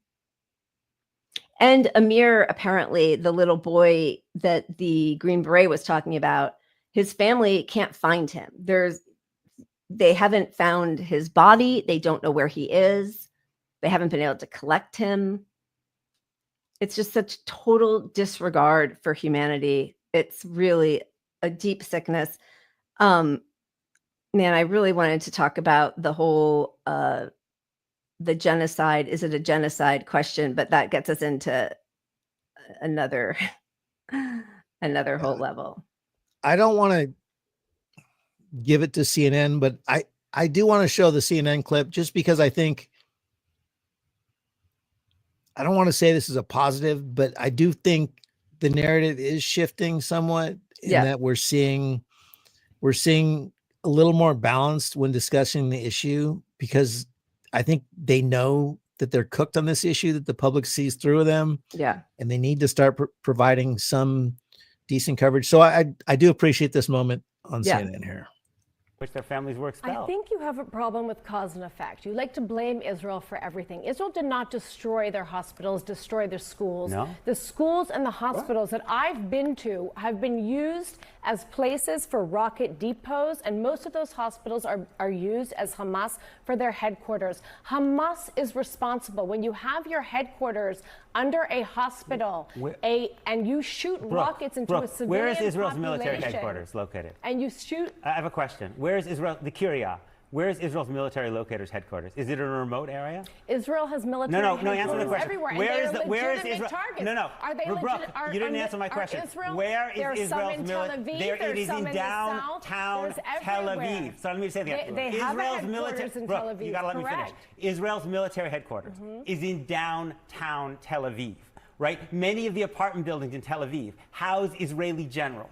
Under international law, you don't have the right to destroy the schools around Israel's military headquarters, or to Israel destroy. Does no, not let me finish. Shoot rockets from downtown Tel Aviv into civilian populations. Israel has its military infrastructure deeply embedded within the civilian infrastructure as well. And in international law, it would be a war crime to destroy a hospital or an apartment building in Tel Aviv because an Israeli general is there. Similarly, it is a violation of international law to destroy a hospital or university or school in Gaza just because you believe that there are It Hamas is a violation of international law to use civilians as human shields. Can we agree on that? Yes, and that and is, do you and support that, and, no, the and it is temporary also a violation. relocation of Gazans so that they're not God forbid I do not. I don't want Palestinians expelled again. The Palestinians were expelled in 1948. You want to expel them again? No, that's a war crime, That's not what I said. Hang on one sec. Hang on one sec.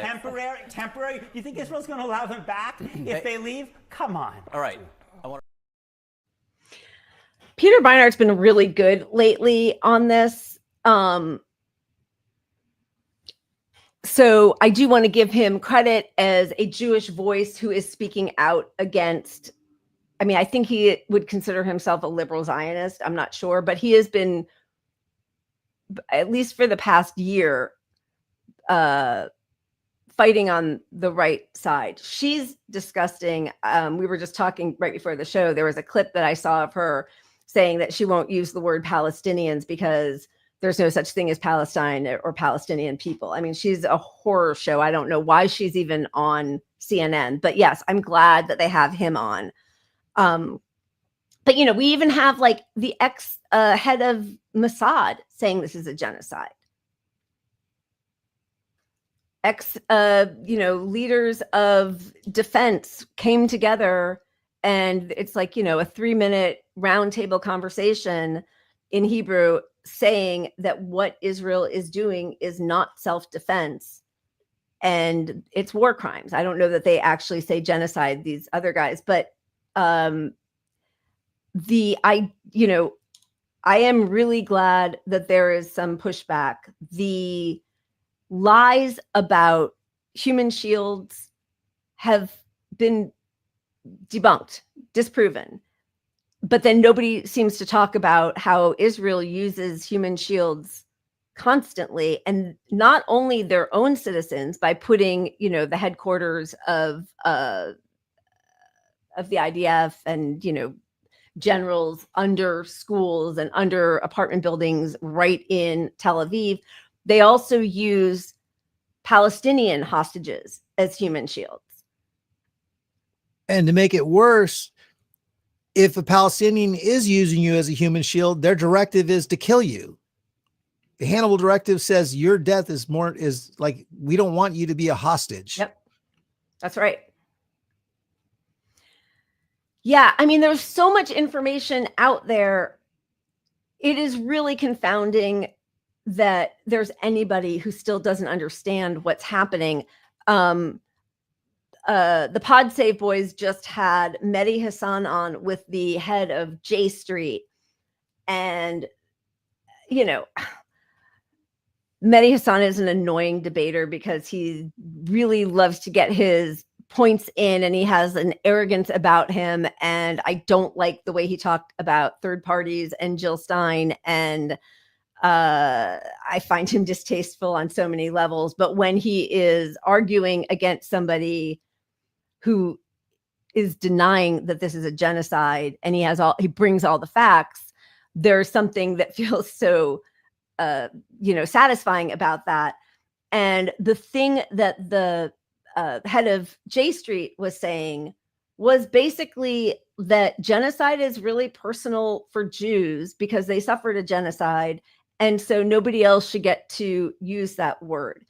And I feel like there is a lot of that in the Jewish Zionist community, so much so that, you know, just like, I mean, 2 years ago, we showed the hospital in London whose patients forced them to take down art by Palestinian children because it made them feel unsafe, you know? And I think more and more we're seeing that the mere existence of Palestinians has been made. There is a group of Jewish people who have been made to feel like the mere existence of Palestinians is a threat to them. And that has been decades in the making, and it really has got to be peeled apart. And I feel like I wish that he had Peter Beinart in that interview, had more time to be like, no, look, this is video proof of Israelis using Palestinians as human shields. This is video proof of the Hannibal Directive being used. I saw somebody in the comments, and sorry, because I was trying to do like 3 different things, but that Green Beret, ex-Green Beret, was on Katie Halper's show, and I guess she asked him, which I'm so glad, I'm going to watch this, about the baby in microwave, and he says I had been misinformed. But like, we need so much more of that, because the indoctrination of people in the West against Palestinians is so severe. You know, I think 185 of the 195 countries don't consider Hamas a terrorist organization. The UN does not, but like everybody in the US still calls them terrorists, and that was the worst day. And nobody says, well, how many of them were actually killed by the IDF? Or, you know, there was just 3 minutes of testimony on an Israeli station of an IDF soldier saying that morning of October 7th, they got a command from their commanding officer to stand down for 3 hours. So more of these narratives really have to be, you know, gone through, peeled apart with a fine-tooth comb, and like a decisive address to each claim to debunk what people are saying, because it's just become like rote. People are talking about the mass rapes and the beheaded babies, and then they just get to say it. And once that lie has gone around for 2 years now, plus, you know, 76 years, it's really hard to get people to see the truth. Yeah, I agree. And I think it's tricky because, you know, I think the easy thing when people are arguing for Palestine is to get acceptance by saying, I condemn Hamas's actions, right? You know, like that part it always has to come first to get accepted by mainstream media. Like, you know, you have to, that's the starting point they want you to admit to before you can have a reasonable conversation. And it's not reasonable. I don't condemn them. I don't either. And you shouldn't have to. And also, even if you're a person who condemns what happened on October 7th, it's irrelevant to the genocide. Yeah. Does not justify anything that's happened every day since or every day before. France, you know, France, UK, even Germany, I think they are starting to say we're going to recognize Palestine as a state, but it's with conditions, which is disgusting. And it's also like on a time frame, like unless this ends soon, like they're bartering with the liberation of Palestinian people. So it's horrible, you know, all of that is horrible. And that Hamas has to go, which they shouldn't have any right to say who gets to stay or go if they are democratically elected. But one of the things that Macron was asked about, what about the hostages? You know, that's the thing, like just release the hostages, which Israelis have made very clear it's not about the hostages. Like they've killed more hostages than they've actually rescued on missions. But Macron actually said all hostages, Palestinian and Israelis, have to be released, which is, you know, not something that most Westerners, they don't frame Palestinians as hostages. They frame them as prisoners, which implies some sort of culpability, right? Good. I mean, I think we are in the next phase of, this is why the guy we started the show with, who's going after the IDF soldiers abroad. Yeah. Why it's so important. It's like, we're getting accountability now. You need to put fear into these people's lives of like, we're not waiting for you to rewrite history 10 years from now. We're not going to give you that opportunity. Yep. Yeah. And I mean, I like this thing about genocide hurting people's feelings is crazy, but I do think fewer and fewer people, and actually after that debate, which I know we're not going to watch it, but it was interesting.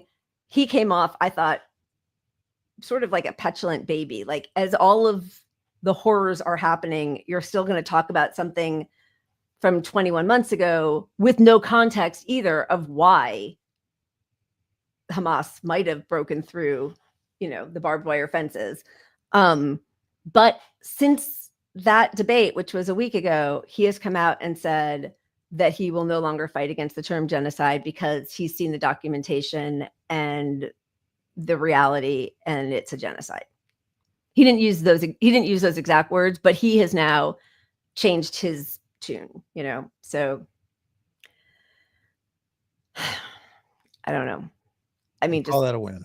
Call it a win. Do you have anything else you want to talk about? On the Israeli stuff? I don't know. I mean, there's so much, but I don't think we really, have time to delve into any other thing on that now. Yeah, we had Epstein stuff queued up, but that would take too long to get into. We'll save that. Yeah, maybe we'll do and COVID stuff. I'll tell you, it's back. It's really bad, and mainstream media is starting to cover it again, which is interesting. Like, I'm seeing, which should be a huge wake up call to people that the media that made this all go away by faking it is like a little scared now. Yeah, it kind of feels like the Israeli conflict in a way. Like, the accountability is here in a way. Like, so.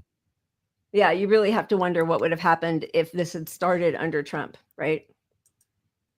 Because clearly he's not a peace president. He's moving his, nuclear submarines towards Russia now.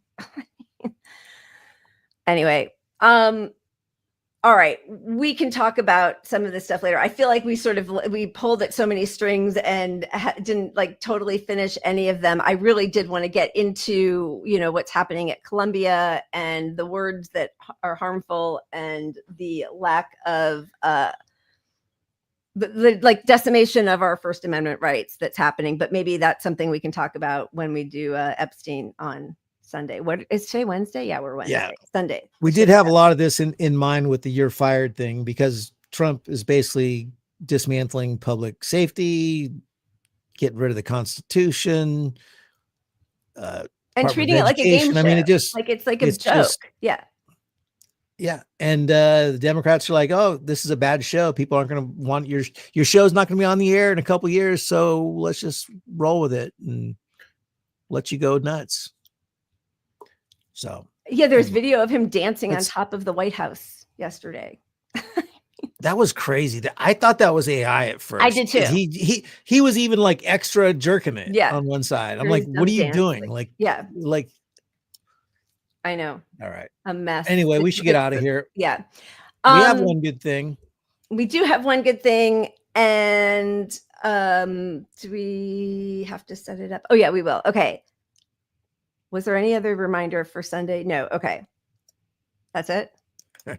That's it. All right. I'm sorry. My brain's frazzled because we had so many different ways of coming in, and I feel like the time always goes so quickly. And especially with what's happening in Israel, or Palestine, what Israel's doing, there are so many aspects of it that are coming, and all of the AI stuff. That was the other thing. If you're fired, all the jobs that are about to get lost. Okay, we are going to hone it. We're going to make a much more streamlined Sunday.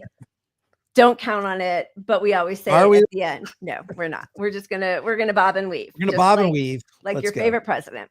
All right. You guys are amazing. Thank you for hanging out with us for such a long time. We missed you. I missed you all on Sunday. Saturday was the biggest rally ever in Sydney, Australia, where they came out to protest against this ongoing genocide. And we did not get to talk about Rashid Khalili, but I do want to say that he talked about metropoles and how important it is, because I know it feels like it doesn't mean anything that we go out and protest.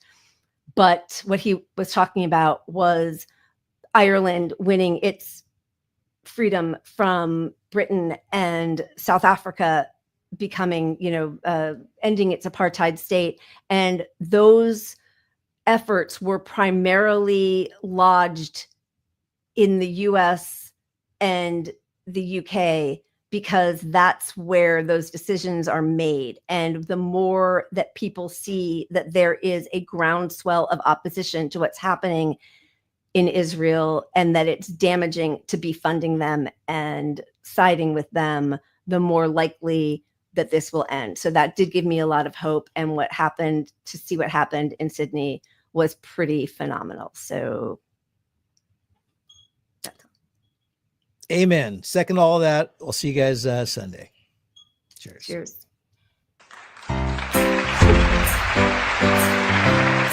Look at the crowd here. It is massive, unprecedented, and huge. We are the majority, not the people who support what is happening in Palestine today. The only way this will stop, is isolation for Israel. There is only one way: sanctions, boycotts, and divestment. It is the only way that Israel will stop, and our government must be doing that now. Are you coming to the tree? They strung up a man, they say we're gonna free. Strange things that happen here, stranger would it be? We met